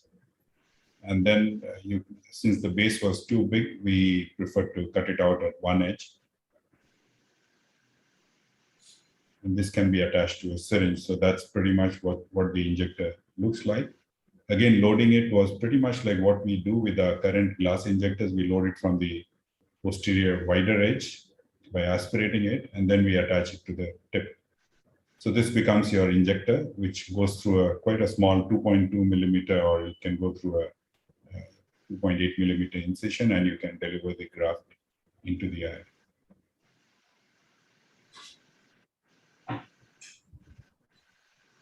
And this is again an injector that's available from Joja Surgicals. This is kind of a similar in design to the DALK injector. So basically, you can load the graft from the posterior edge, attach it to a syringe, and this can be, used for inserting the donor into the eye.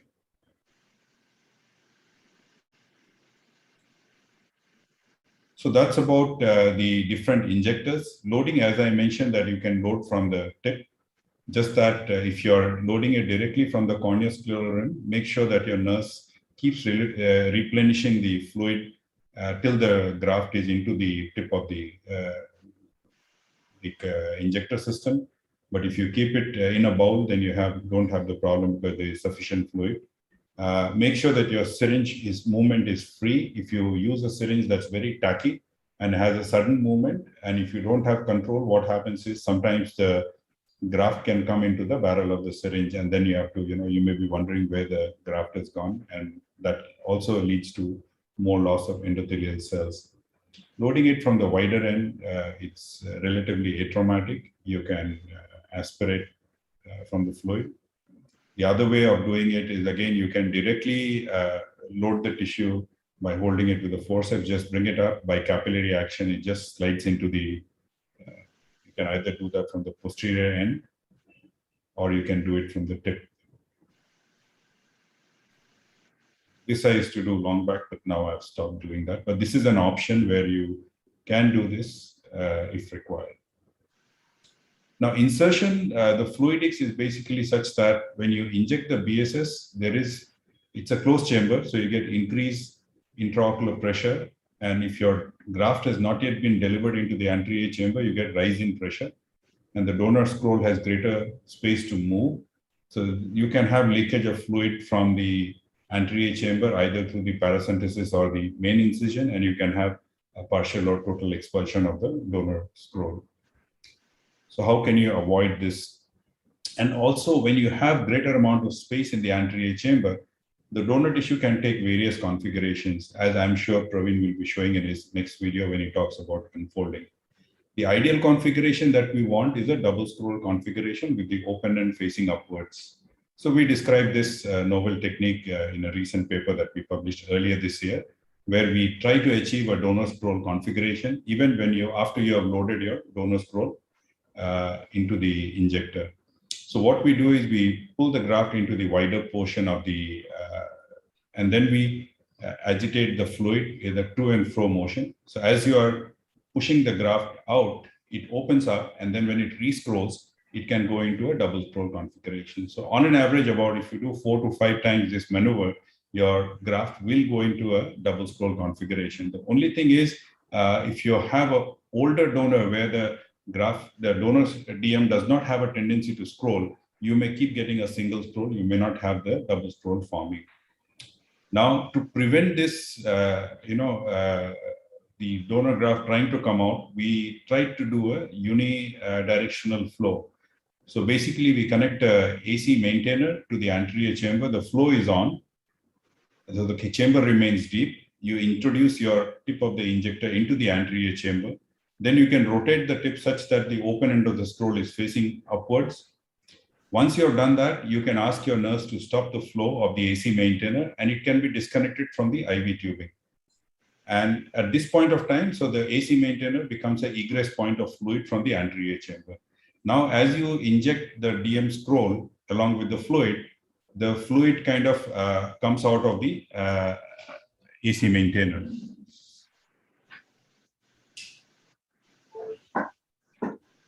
So that we verified by doing, while we were doing cataract surgery, we injected trypan blue, and we can see the trypan blue flowing out of the AC maintainer, which is disconnected from the IV tubing. So if you look at a video, you will find that the tissue tends to go in quite easily because there is no counter pressure from the aqueous. And when you are removing the tip of your cartridge, the tissue doesn't try to come out of the eye. And the chamber also gets shallow because there is fluid flowing out from the AC maintainer. And that ensures that your DM scroll maintains the orientation that it's. So this makes it easier for you to unfold because as Praveen will show, that getting a double scroll configuration with the open edge facing upwards is the best configuration. So when you're injecting, you always try to see which is the open end of the scroll before you inject. This is again just to show you another injection. So we get the tip into the anterior chamber, then we rotate so that the open end of the scroll is facing upwards. You stop the AC maintainer, disconnect the AC maintainer from the IV tubing, and now when you inject, you see that the scroll just goes in, it doesn't make any other movement, and then you tap. This was a single scroll, but the open end, so the orientation is the correct orientation, so the unfolding becomes relatively easy. The other technique of insertion, loading and insertion would be the endo-in technique. So here you are tri-folding the tissue, with the endothelium on the inside, pretty much like an ultra-thin DSEC graft, and then you pull it into a cartridge. Maybe I'll show the video once again. So this is again, tip being inserted into the anterior chamber. Go with the microforceps. The AC maintainer is running very slow, and then you can just pull in the DM scroll into the anterior chamber.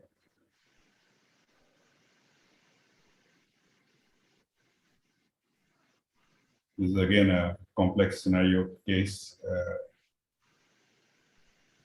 where that's how you load. That's the tri-folded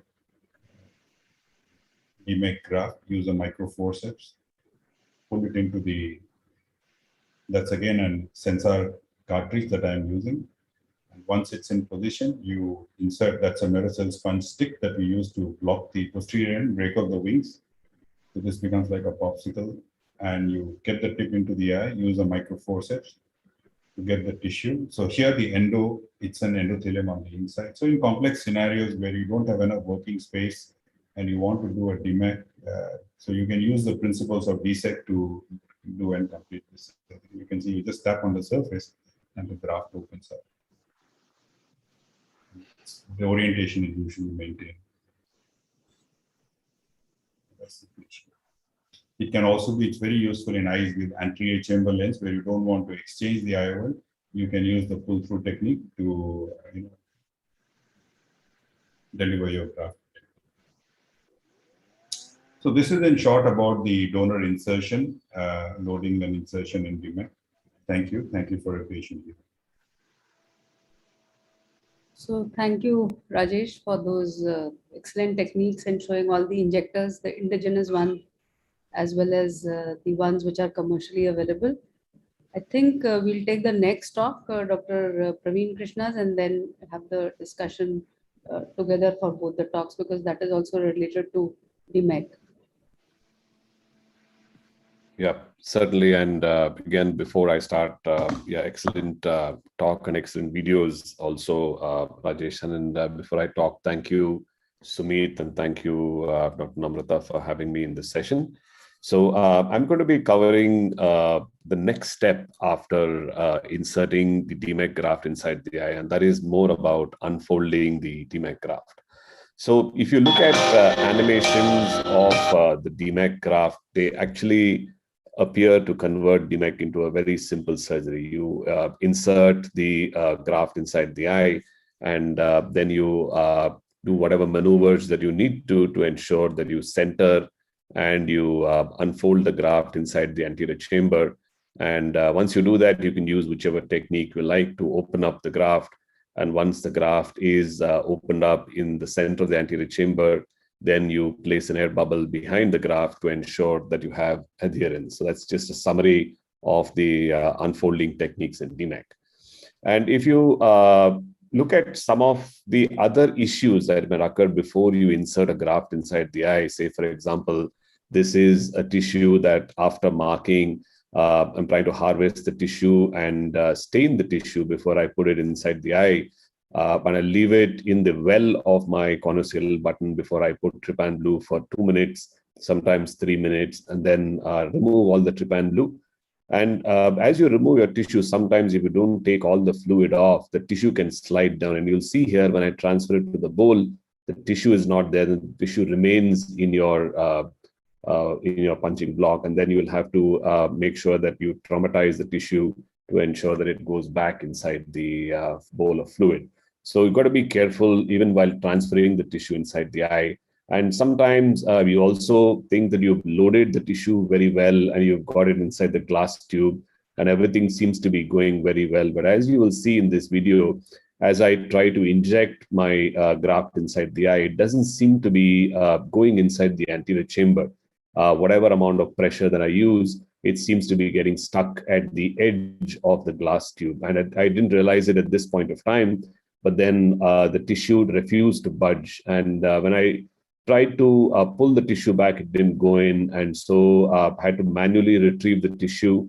And when we tried to look at what happened here, these maneuvers resulted in a tear of the tissue, rendering it unusable.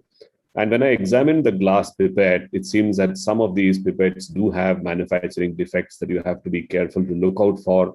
So examine your pipettes very carefully before you use them for surgery. And this seemed to have a much narrower volume of entry, as you can see the bore compared to a normal glass pipette, and that seemed to traumatize the graft. So these things also will probably have an impact on your tissue delivery. So sometimes when you're delivering a tissue, this is an eye in which I have a PCIOL 3-piece lens, and when I deliver the graft inside the eye, the graft makes its way behind the IOL perfectly into the capsular bag. And this is a difficult scenario because if you try to deepen the anterior chamber, the graft will disappear behind the lens. So you have to ensure that you displace the IOL slowly. I tried to grasp it with the forceps and then displace the lens, but that didn't work as well. So I had to keep using small jets of fluid, lift the IOL up, and then depress the tunnel to urge the tissue to come out of the tunnel. And once it came out of the tunnel, then I was able to retrieve the tissue and put it back in the eye. There you see the tissue brought out of the tunnel and from under the lens, and then trying to put the tissue back inside the eye. I didn't want to, again, hold it and inject it again because it was half inside the anterior chamber. And that can be a complication when you're inserting the tissue inside the eye too. Sometimes when you put your tissue inside the eye, it is important that after you deliver your tissue, especially when you're starting DMEK surgery, that you suture your incision, because if you don't suture your incision, the portal of entry can be a portal of exit as well. And here you see that one of the first maneuvers that I do is try to orient the tissue perpendicular to the tunnel so that it doesn't flow out with any fluid loss through the main incision.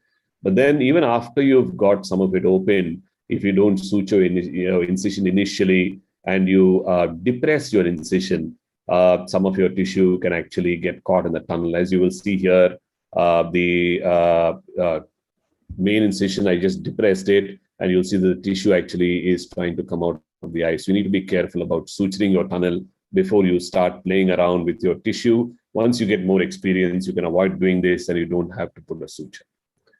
So what about unfolding the tissue in the eyes? Again, if you look at the graphic representation, you use fluid waves on the surface to ensure that you have unfolding of the tissue depending on the direction that you want it to get unfolded. So this is how that actually works. And usually this is something that you want to try to replicate inside the eye as well. So an example of this is this tissue that is inserted inside the eye. Again, trying to position the tissue so that it has lesser chance of extruding from the eye, forming the anterior chamber slightly so that the tissue has space to actually unfold. And once you do that, then if you have the tissue in the right orientation, then just even gentle tapping on one side using a single cannula will be enough to unfold the tissue in the majority of situations, especially if your anterior chamber is well formed. So this is the double scroll configuration. I'm just using the cannula from the top and waiting for the tissue to unfold. And you'll see that it unfolds really nicely and really easily just by some taps, by making sure that the fluid flows to the side and you can get a complete unfold quite easily. Now, if you contrast that with this scenario of having a very tight scroll, sometimes you have a very tight scroll and this doesn't open up, especially from younger donors. Here, sometimes it's useful to put a small air bubble within that tight scroll to try and use the air bubble to open up the scroll so that the air bubble helps you to make sure that the scroll opens up in the periphery in a relatively shallow anterior chamber. So this is one example, and this is a donor from a 35-year-old donor that I'm using for DMEK, and you'll see that the scroll is actually very tight and it doesn't seem to open up, especially if the anterior chamber is moderately formed, because the scroll will snap back as soon as you try to unfold it. And here you see I try to go in from the incision and unfold it using saline jets. But as soon as the anterior chamber forms back again, you'll see that the scroll snaps back in place and again becomes a tight scroll. And you'll see that here in a second. But then to prevent this scenario, you need to maintain the anterior chamber in a slightly shallower configuration. And if you want to do that, then you won't have enough space for the scroll to open up in the periphery. So this is where the air bubble comes in very useful. And you'll see that I'm using the air bubble on top of the graft to sort of manipulate the air bubble as my helper inside the anterior chamber to gently unfold the graft in the periphery as well. This ensures that the anterior chamber is flat in the periphery, so there is no space for the scroll to scroll back. And so you can use this air bubble to ensure that it sort of opens it like a carpet in the periphery as well. So that's the scroll being opened up near completely in the periphery as well. And you can use this air bubble even to open up the last peripheral areas of the fold. Important to make sure that the air bubble is small. Too large of an air bubble will not help, and too small again will not help. And then you go and put air behind the graft to ensure that you have the graft completely unfolded. Sometimes you have a graft that is inside the eye that is sort of folded on itself. You have an L-shaped or a V-shaped fold. When you have this, it's important to deepen the anterior chamber so that the graft has adequate space to unfold. Only then you should start unfolding. So you'll see this here again, like a V-shaped configuration of the DMEK roll that is inside the eye. Once you deepen the anterior chamber, you can straighten it out by tapping at the tip of the V or the L. And here is an example of a case where you have a V-shaped fold. You'll see that as soon as I deepen the anterior chamber, the graft has enough space to move about. And then once I make sure that it has enough space to move about, tap on the edge of the V, it opens up very easily. And the rest of the opening techniques for the graft will remain relatively similar to what you've seen. So you tap on the long axis so that the fluid currents from the center will move outwards, and this will facilitate the movement of the graft. And once you have one half opening up, then you hold one half down, and then you open up the other side by creating adequate space with tapping movements on the other side as well. So this is how you open up a graft that actually has a kink or a V or an L kind of configuration. Sometimes you have more complex folds, as you see here. This is sort of a tri-folded graft. And then unless you deepen the anterior chamber, you will not be able to get this graft to unfold. So I'm trying to deepen the anterior chamber and little fluid jets to get the part of the graft that is folded most into the center so that it has the maximum space to open up. And then you keep tapping the graft on the surface as well so that you use some fluid waves to try to nudge the graft open and to caress it so that it tries to open up at least one fold first. And once you open up one fold, then the rest of the folds also start to open up. So here again, like I said, deepen the anterior chamber so that you have adequate space. Once you have a deep enough anterior chamber, then it is relatively easy to get the graft to open up and then use the same techniques to open up these kind of grafts as well. Sometimes when you're using a glass injector, you will have a graft that is delivered inside the eye in inverse. That is, the edges are pointing downwards. And when this happens, you can use fluid jets to, again, maneuver the graft so that it flips over and it comes in the right configuration. So here is an example where though I've used the glass injector and loaded the graft in the correct orientation, when I deliver it inside the eye and I start to open up the graft, then I realize that the orientation of the graft is probably not right. And again, to help you with this, you should be able to have good visibility, and you can also mark the graft that will help you. Here you see there is the graft inside the eye with a small air bubble. And this air bubble, again, is not desirable. You would rather take it out. And as I open up the graft, you'll see that the P mark that I had made on the graft earlier appears more like a 9, which means that the graft is inverted. So I go in from the side port and then inject fluid on one edge of the graft to sort of gently tumble it over. And once it tumbles over, then you can open it up. But in this case, because of that little air bubble, I did not get a complete tumble. So I had to go back in and then along the long axis of the graft, try and nudge it and maneuver it so that it actually turns over itself. And once you have it turned over, then again, opening the graft becomes really easy. So all these complications in DMEK that you saw are actually sometimes discouraging for surgeons who actually want to start DMEK. But then these complications are actually quite rare. They don't happen very often. And once you get the hang of ensuring that your manipulation inside the anterior chamber is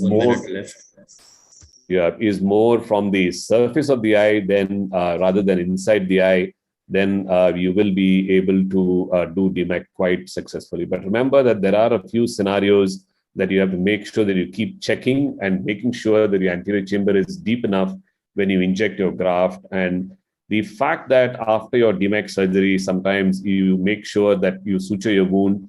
After your DMEK surgery, you get really good outcomes. Even 3 days post-op, as you can see in this patient, you have almost complete clearing of the cornea. We'll continue to encourage you to do DMEK surgery. And I think that is the goal for all DMEK surgeons. Thank you very much. Thank you, Praveen. I think you covered all the situations which can be there when surgeon is doing DMEK, and what are the problems and the solutions thereof, both by animations and by surgical videos. So it is open for discussion now, the DMEK surgery. Anybody wants to give a comment? So for my DMEKs, I have only one configuration now. Just the scroll facing upwards, and none of the other configurations, which I used to see earlier, are a thing of the past. So unfolding is just like a 2 to 3 minutes job. So I think for people who have not done this, please try it out. Maybe it works in my hand. I'm sure it will work in your hand as well. And it will definitely make life much more easier, because it's such a controlled way of delivering the graft into the eye that whatever way you have it inside your injector, it just goes into the anterior chamber and maintains that orientation. And because you have the fluid that continues to leak out, your chamber doesn't deepen. So it will initially, as you're injecting, it will deepen. But if you just hold your tip of the injector there, it shallows. So the inferior iris kind of catches your graft. And when you're removing the tip, you don't have your tissue trying to jump out. And the best part is the orientation is maintained. So unfolding becomes relatively easy, and it's something that you need to give it a try. So Dr. Basat sir, and then I think that Praveen and Rajesh, I always love them and admire them that they have shown so much variation in the technique. Regarding the comments on Praveen's video DMEK going posterior to the IOL, that happened actually twice in my hand. And both the cases are SF-IOL with vitrectomized eye. So I am very much careful that in vitrectomized SF-IOL, there is a kind of negative suction in this kind of globe. So whenever you inject, it sucks in. So in one cases, it actually fall in the vitreous. In other cases, it went behind the iris. I showed that video in Keratoconus. But what I also routinely I do that, it is my habit that before insertion, I put a gauge piece, say about little thicker gauge piece, soaked gauge piece, to leave the your speculum little bit, so that I want to ensure that there is no excessive pressure on the globe. And because sometimes you see some of the cases that is a kind of vitreous upthrust are happening, some of the eyes, complex eyes. And this gauge also prevents, in two cases, I had this expulsion of the graft from the eye, and actually those gauge pieces actually saved those graft. Otherwise, it would have been drained into that waste bag. So routinely, it is my practice. I always put. Otherwise, the lovely demonstration by Praveen and Rajesh. Sir, I think there is one difference in the way, the DMEK surgery was shown here, and that is the use of AC maintainer. And I know, Dr. Basak sir, that you don't. I never use, not a single case. Still, I am happy. It is going good in my hand. No, the AC maintainer is not used like what you use in DSEC. I know. I have never used AC maintainer. I'm just trying to explain the logic. The AC maintainer, when you connect and you keep it on, I should try that. Your chamber formed. See, what happens is, earlier when we used to do DMEK, to prevent that tissue from coming out, we used to try and keep the eye soft. But in a softer eye, sometimes to go in with the cartridge, you can engage the iris and you can create an iridodialysis. So if you keep the chamber deep, then you don't have enough space for you to inject further fluid. And as you try to inject more fluid, the tissue tends to, it doesn't follow it. It goes, you're not able to control. So keeping the AC maintainer on keeps the chamber formed. So you can really go in easily with your tip of the cartridge into the eye. And then you switch it off. So now the AC maintainer is not working at all. And when your nurse detaches it, it allows the fluid to flow out. So then you have a unidirectional flow. For those vitrectomized eyes where you don't want the tissue to go through the pupil, one is use a myotic to constrict the pupil. The second thing is I make my incision a little wider so that the tip of my cartridge will go beyond the pupil. So I don't try to inject the donor by keeping the tip of the cartridge only in the wound. I take it beyond the pupil and then I inject my donor. And once the donor has come out and is lying on the iris, then I gradually pull my, injector, the tip of the injector out. So thereby, I can avoid the donor lenticule trying to go through the pupil behind, because that will happen in eyes which are vitrectomized where there is a complication. Tapping, it went actually. One case during tapping, and everything was fine. I was happy that it is opening, but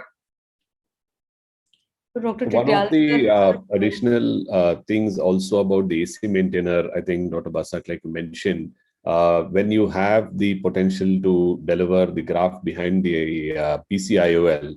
So typically when the AC becomes shallow and you have a lens that is in the bag and you have a large capsulorhexis, then the edge of the lens tends to come upwards. And that's the scenario which I realized where I injected the lens, the graft behind the lens. So later on, when I have a slightly larger pupil and I'm doing a cataract surgery, I use an AC maintainer to keep the lens posteriorly also. So I think that also sort of scenario helps. Very low flow connected to my phaco tubing. So I control with my foot pedal. And as soon as my tissue is in the eye, then I switch off. I take my foot off the foot pedal. So we've all learned our surgeries from Dr. Samar Basak, who was kind enough to come to RP Center and take a workshop for us. And so we don't use AC maintainers. So anyway, Dr. Tityal sir is there. Would he like to comment on the various tribulations and trials in DMEK that were shown? It was wonderful to see both Parveen and Rajesh showing their surgeries, and they've been a masters teaching the entire group of people who are trying to do endothelial keratoplasty. Wonderful techniques. You rightly pointed out, we learned from these people only. Basak has been our, in fact, initiator in the DMEK procedure in RP Center. And just one question for experts here. There are, in the beginners, they struggle to unfold the graft. It takes long time, and by the time they lose all the staining into the graft, then they hardly see where is the graft and over the darkly pigmented iris. And sometimes they do have a case which has a little hazy cornea also. So how should they remove this dilemma in those cases? Both Rajesh and Parveen. If I can go first, one of the things, Dr. Tityal, and you're very kind, you've seen your videos on the OCT mounted microscope with the DMEK, and they're fantastic. So I think you'll be very kind to say nice things. But I think one of the things that I have started doing more recently is use a double stain. So I stain with trypan blue for 3 minutes, and then I use brilliant blue as an additional stain for 1 minute. So the trypan blue, the stain tends to go away with manipulations and fluid jets inside the eye, but the brilliant blue stays for a much longer time. So it gives you better visibility if surgical time is long. And brilliant blue stains little less darker than trypan blue. So that's why I think it's important to use both. But I think a combination is really helping. So retina people are using brilliant blue. Yeah. Yeah, I think that is. Yeah. But there are two publications. One which has shown that even if you stain up to 5 minutes, there is no effect on the endothelium. But at the same time, there is another paper which has shown that if you stain for a longer duration, it does impact the endothelial cell density.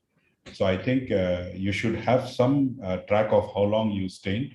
Even if I sometimes use double stain in a way that when you take your tissue out of the cortisol or the optisol, you have a thin layer of the medium that is still sticking to the decimets, and then when you apply your trypan blue, the initial application of trypan blue does not give the desired stain. So you can stain for 1 minute, and then you can remove that trypan blue and stain for another 30 seconds. Sometimes you will find that the stain would be much darker than what you would get just keeping it for 1 hour, 1 minute, 30 seconds. Dr. Vajpayee, sir, what would be your take on the presentations? Rajesh, we know, is an excellent surgeon. Praveen Krishna too. There are a couple of things I would like to mention. One is that blood going into the anterior chamber. So I had a case where everything was fine, and somehow one of the incisions had a blood vessel, side port, and the blood went into the anterior chamber, it coagulated, and the graft would not unfold. So it is important to ensure that your incisions are nowhere near the peripheral limbal arcade. Sometimes the cornea, some of the corneas have pannoses, so blood should not enter into the anterior chamber. Second is pigment dispersion. So there's one case where the graft, there was suddenly too much pigment was released by the iris, and the graft would not open up. And that pigment release can cause a bit of a fibrin in the AC. So one has to be careful about with the intraocular handling of the tissue. Too many fluid jets can cause pigment release from the iris, and it can botch up your opening of the graft. Now, having said that, I would like to ask a question to Rajesh and Praveen. What is your rebubbling rate with DMEK? So, Rajesh, you're on mute. You're on mute. Depends on your tolerance level as well. So currently, I would say that it's definitely less than 10%. But for me, what I have realized is instead of waiting for a spontaneous resolution, because I do it on the slit lamp and it's relatively easy to do, you don't need to take your patient to the OR.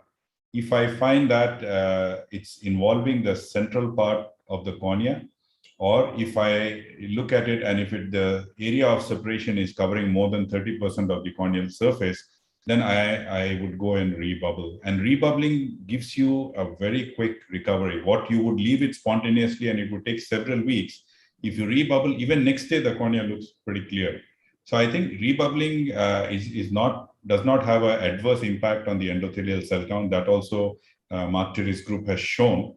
And I think because you do it on the slit lamp and it's relatively atraumatic, you can do it under topical. I think that should not be a deterrent for you to do a DMEK procedure. But overall, I would say it's less than 10%.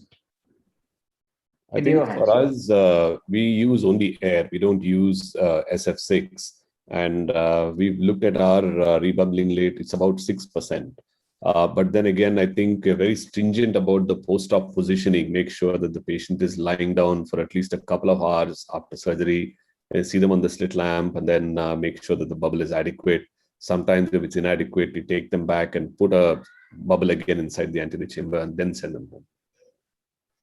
Rajesh, can you elaborate a little on how on slit lamp you do, like using what syringe and Sorry, can I invite Dr. Basak also? I want to know his rebubbling rates. Yeah, rebubbling rate in my hand. I published my paper 600 eyes, only 8%. 8%. So again, I used to do in OR because if the detachment is more than 1/3, then only I do rebubble. And also, where is the detachment? Upper part or lower part, temporal, nasal, or central, depending upon I take time and patient. Where is the patient, geographical location of the patient, everything counts together, then I do rebubble. What Rajesh said, sometime I do rebubble, even if it is like patient from far distance will not become from follow-up, and I do rebubble earlier. But overall incidence is much lower in last, I am telling you, last 150 eyes during this pandemic year, I had only one incidence of rebubbling. Thank you, sir. I think, Sumit, we will move to the last talk now, the final blow. Okay. The last talk is by Dr. Quresh Maskari, sir, and sir will be talking on the world's first DALK keratoprosthesis. Maybe the last, sir. First and the last both.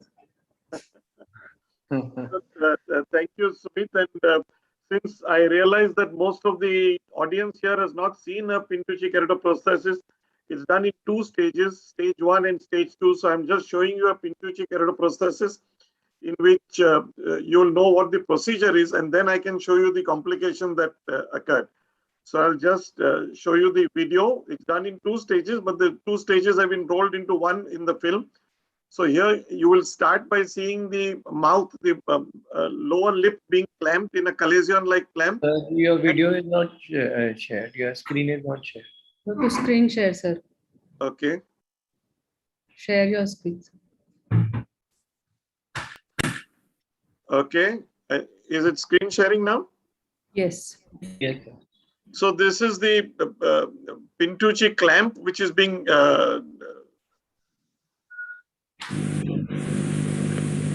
The surgical technique consists of 2 stages. In the first stage, a general anesthesia with nasal intubation is preferred. A free buccal mucosal graft is dissected, bearing in mind that once removed from the mouth, the mucosa shortens by 1/3 in diameter. The buccal mucosa must also cover positive defects in the palpebral and bulbar conjunctiva. Excessive submucosal fat is dissected away with fine scissors. To expose the eye, 2 lid traction sutures are applied. If necessary, palpebral and conjunctival plastic procedures must be performed. The conjunctiva and the Tenon's capsule are recessed to the rectus muscles. An excessive inflammatory tissue is removed. The corneal epithelium is completely removed.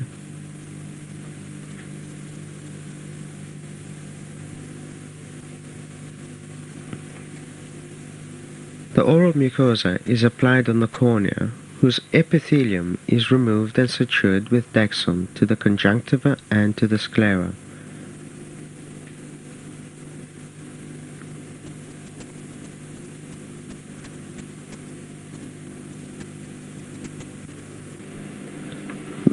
The oral mucosa suture is completed. All blood clots are carefully removed. Antibiotic ointment is applied and lids closed. The dressing and the protective plastic shield are applied.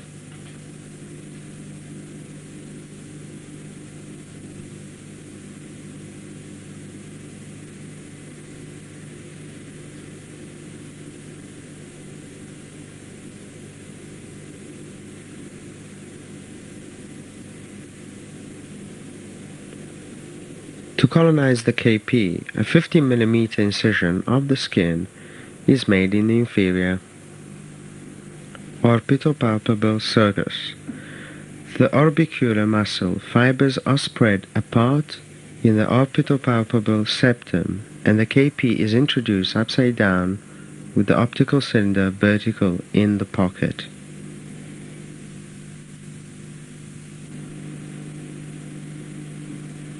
The second stage is performed after 2 months. Eye hypotony is obtained and general anesthesia is induced. The colonized KP is removed from the lower lid.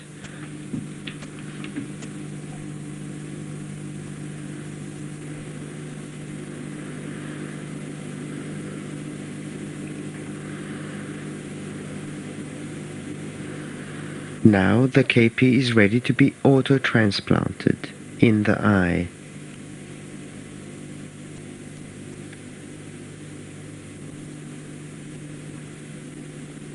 Traction sutures are inserted under the rectus muscles.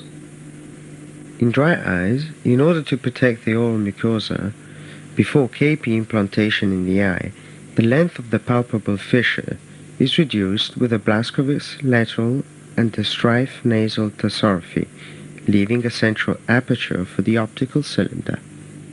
The cornea is partly exposed, dissecting the oral mucous graft from the temporal superior sector of the center.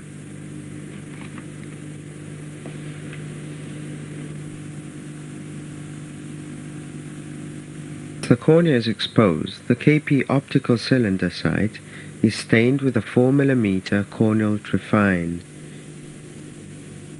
Knife, 3 partial thickness radial incisions are made in the 2, 6, and 10 o'clock meridians. The central and the radial incisions are completed. Iris is drawn to the 6 o'clock direction and extirpated with lateral movements, followed by cryo-extraction of the lens.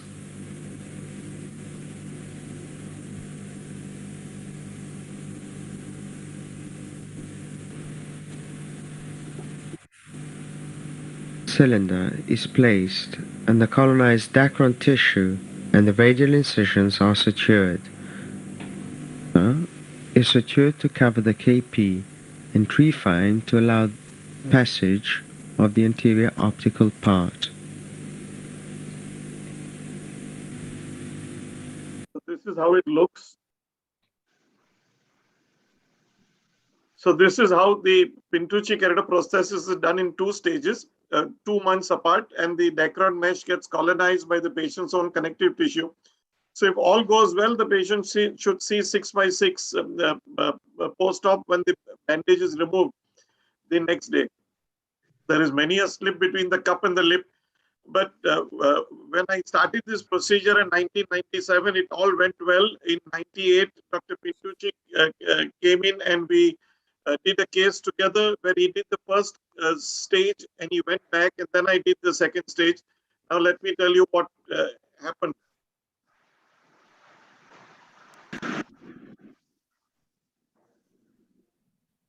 Can you see my slides?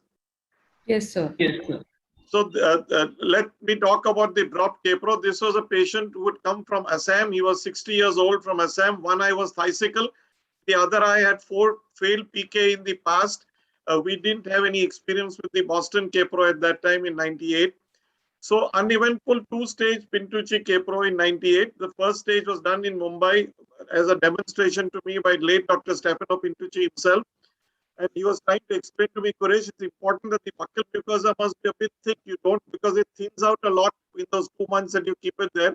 I think he took it too thick. And second stage was done by me alone around 2 months later. Patient did well. He had useful vision of 6/18 for about 2 years. And I was quite happy. 2 years post-op, the fun started. The buccal mucosa started growing over the K-Pro. So the K-Pro was not projecting out sufficiently. The vision dropped. So there was paradise lost. He had to come all the way from Assam because no one in Assam obviously would touch him. So I excised the overgrowth. Paradise regained, vision back to 6/18. Again, overgrowth in 3 months. Paradise once more lost. I excised it and this time decided to use mitomycin C, thinking that would work. So paradise regained for some time. So this is how it is. This is the thick buccal mucosa that you can see. And it's overgrowing. You can see like a pinhole effect in the middle slide. And then the optic completely covered with complete loss of vision. So you go from 6/18 to perception of light. And I was annoyed because the patient was financially drained. You know, he stopped paying me after that and I was in private practice. So I decided that now I don't want him coming back again and again and me having to do free surgeries. I decided to cauterize the edges of buccal mucosa after cutting it off with a heat cautery. My father's heat cautery, those which you heat in a spirit lamp. And the cautery slipped from my hand and neatly detached the optic from the haptic. If you can see the, this is the cylinder, it's like a medu vada around the cylinder is the Dacron. So my cautery went and hit here. So the medu vada detached and the optic simply fell as what you might call a dupki or a fall into the vitreous. So there is a 3.5 or a 4 millimeter hole in the cornea through which I could see the optic on the retina. And if I look closely, I could see the optic disc also without any ophthalmoscope. Not a very good position. So I called my friend, the vitreoretinal surgeon. In those days, he was a friend. He refused to intervene, says he has never done this sort of thing before. I called Dr. Pintucci in Rome in 98. Calls to Rome cost a lot of money. He said he had done 1,200 cases, never had such a complication. Quresh, you're a bright fellow, you'll think of something. So I remember that whenever Dr. Pintucci did demonstration surgery, he would put 2 K-Pros because they were owned by him. He didn't have to pay for them. So he would put a spare K-Pro like a spare tire in the other eyelid. So now I removed, after 2 years of the first K-Pro, I removed the second K-Pro, which was safely lying dormant for 2 years from the lower lid of the other eye. And then I reflected the entire buccal mucosa. I sutured the haptic of the second K-Pro through the remaining haptic because the haptic of the first K-Pro, the medu vada part of the first K-Pro was sitting on the cornea. So through that, using 5/0 bichiral sutures, I sutured the second haptic through the first haptic through the cornea. And the hole was shut because now the new K-Pro projected through that. And I put back the buccal mucosa after thinning it, of course, so that I ensured that the new optic sticks well out through that 3.5 millimeter hole. So you can see the new optic, it's sticking quite out in the lower slide or lower picture there. So this is the second K-Pro sticking well out, and this is the world's only B scan which I possess, showing a floating dropped K-Pro in the vitreous cavity. You see the spike of the A scan and the Pintucci smiling away from Rome. This patient lived for 10 years after the second K-Pro was implanted. Patient initially recovered 624 vision. Then patient came back after 3 years when he got enough money for his train fare, and his vision had dropped to 6 meters, but that is because he had been self-medication with steroid drops continuously for 3 years. Not my fault. Fundus was clearly visible. I could see the first K-Pro inside the vitreous, optic disc showing glaucomatous pallor, but patient was able to carry out all activities of daily living. At the time of the patient's death, his son told me that the vision had dropped to about finger counting at 3 meters, but he could eat and go to toilet by himself. And the patient would occasionally complain of floaters and flashes in a trunk call to me from Assam. And I would tell him, please ignore those floaters and flashes, they are bound to occur. Subsequently, however, I had a drop. Then Pintucci died, and his brothers took over the manufacturing of the K-Pros, and they charged me more, but the quality dropped. So I had a drop optic as a complication in 2 more cases, but possibly that was due to a manufacturing defect because it occurred while I was operating, not 2 years later. And both these patients developed a retinal detachment a few months later. The dropped optic was removed by the vitreoretinal surgeons at Shankar Netralaya, and the detachments in both cases were successfully repaired. This is just a story I want to relate to you, how the perils of being a keratoprosthesis surgeon. I had gone to Malaysia in Kuala Lumpur to do a surgery. This was in 2006. I did the first stage, came back 2 months later, went and did the second stage. This was a Malaysian milk vendor. Poor man used to take a can of milk and go to house to deliver the milk. He was originally Keralite from India, but 300 years ago, his ancestors had settled in Malaysia. He had got acid attack on his face by mistake, as a case of mistaken identity. And after 18 previous surgeries in Kuala Lumpur, I had restored vision to him about 624, I think. And for 5 years, he did well, and I was happy. And then I got a call from the eye surgeon in Kuala Lumpur, says that your patient died, and it was basically your fault because you restored sight. Unfortunately, when he was blind, of course, he was sitting at home. But when he got back his sight, he started his milk vending business again. So at 4 in the morning, when it was still dark, he took his milk cans and was crossing the road. And a truck came and hammered him and knocked him off, and he died. Because of his tubular vision, only 30 degrees, he didn't see the truck coming from the side. So I was blamed for the, you get blamed for everything. I've been blamed for leaving unhealthy cosmetic effect in a 6'9" patient. And here I was blamed for restoring sight and causing death of the patient. At conclusion, though we do see many complications while doing such major K-Pro surgery, what has helped to restore sanity to me and is that we've been able to restore sight in 65% of the bilaterally blind patients who underwent the Pintucci K-Pro since 1997, since almost 25 years. It's made it all worthwhile. Thank you so much for your attention.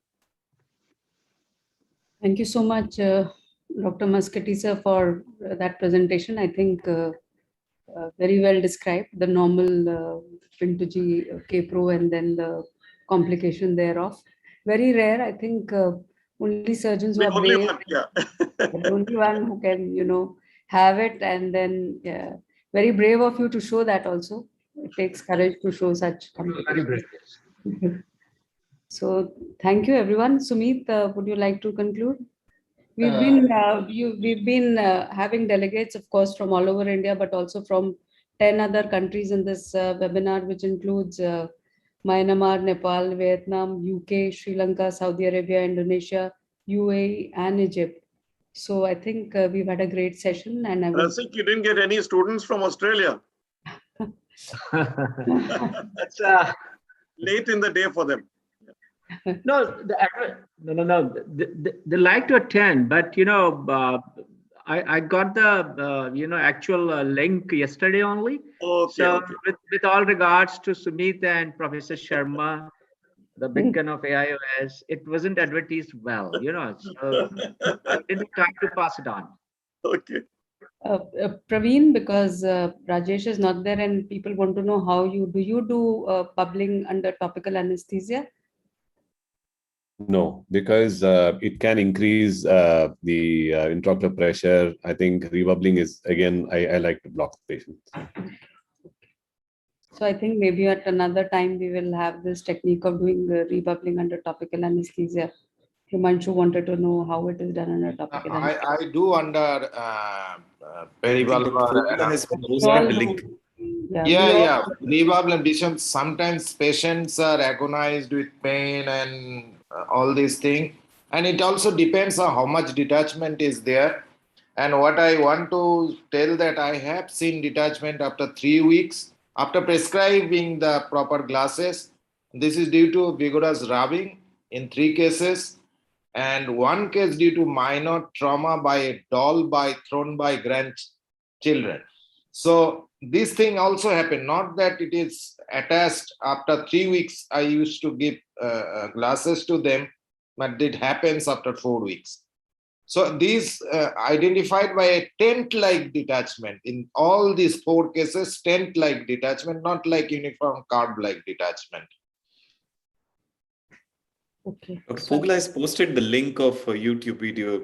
Yeah. So we could go through it.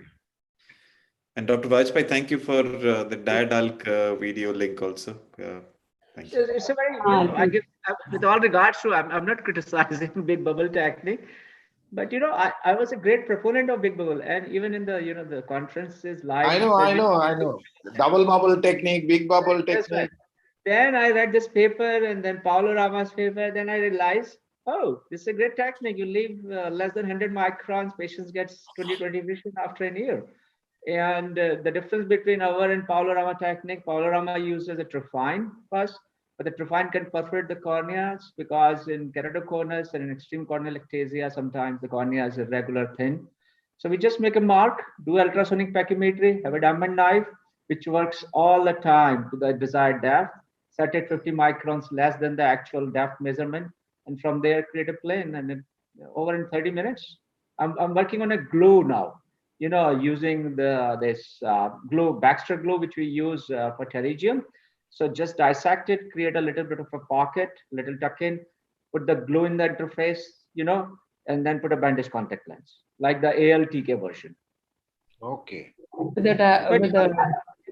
I make one comment, of DMEK, between Praveen, Krishna, Rajesh, and Basak? I mean, we have outstanding DMEK surgeons in India who have made DMEK surgery so inexpensive, and simple.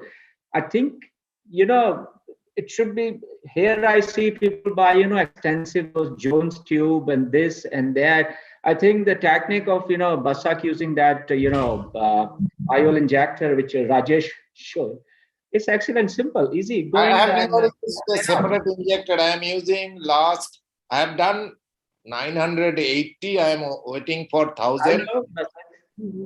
So you're a shining example of good training of RP center. I would say. But Dr. Namrata, you should do this international session, and simple, and keep it short and simple, rather than the long talks. This is what I do, and this is how it works. I think I think DMEK itself is a big instruction course itself, which can be done separately. And also so many other things like K-Pro is a separate thing, and DSEK we did not cover. We should have covered, but probably Dr. Vajpayee sir will say that DSEK is hardly any problems. There are mostly, with all regards to DMEK surgeon, my cases are 80-year-olds, privates. I do not have an eye bank in my private center facility. So, I do ultra thin lenticule DSEK. I call it thin lenticule because a single pass 400 micron keratome. The lenticules are less than 100 microns. So my patients get 6/9, 6/12 vision in 4 weeks. There's no concurrent coexisting pathology already present. So in DMEK, they get, in 1 week, 6/6 vision. 4 or 5 days it takes for the air to absorb. So 1 week versus 4 weeks. I haven't had a rebubbling. I haven't had any issues. That is it. But I'm not saying DMEK should not be done. It's not a good technique. We are obsessed with DMEK. That's why we didn't put OOPS in DSEK, because I know that we could have, that could be one topic, but then I think we'll be better organized, and we'll put them into instruction courses separately rather than putting all together. So I would like to thank Sumit. Sumit, would you want to do the vote of thanks? Yes. So thank you all the panelists and the experts for taking out time on the Sunday, on the Raksha Bandhan. Thank you, Vajpayee sir, for joining us. Oh my God. From the Australia. Thank you, Basak sir, for taking out time today. And thank you all the audience for watching us, and thank you for the organizers, and thank you Namrata ma'am for giving me opportunity to planning this and organizing this, and thank you for all your guidance. Thank you. I think thank you Sumit for coordinating it with everyone and doing it so well.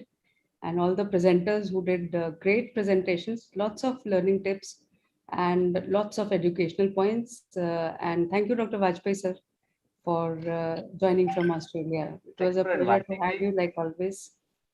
And just a word for Dr. Paras. She had a very interesting case. I wish she publishes it, bilateral perforation after cross-linking. She should publish this as a case report in international journal. It was a very good case. Thank you, sir. I'll try to do that. And we would like to thank, we would like to thank our back team, Dr. Anand and his team who is doing the audiovisual, as well as Mr. Kripal Rana from the AIOS office, and of course our sponsors, Entod, who sponsored this session. So thank you everyone, and we will have many more sessions in future, and I hope to have everyone on board again. Thank you. Thank you. Bye to everybody. Have a nice day, guys. It's evening in Melbourne. Thank you. Nice to see you, Jam. Thank you, sir. Same here, sir. All the best. All the best. Thank you. Bye. Bye-bye. Thank you. Bye.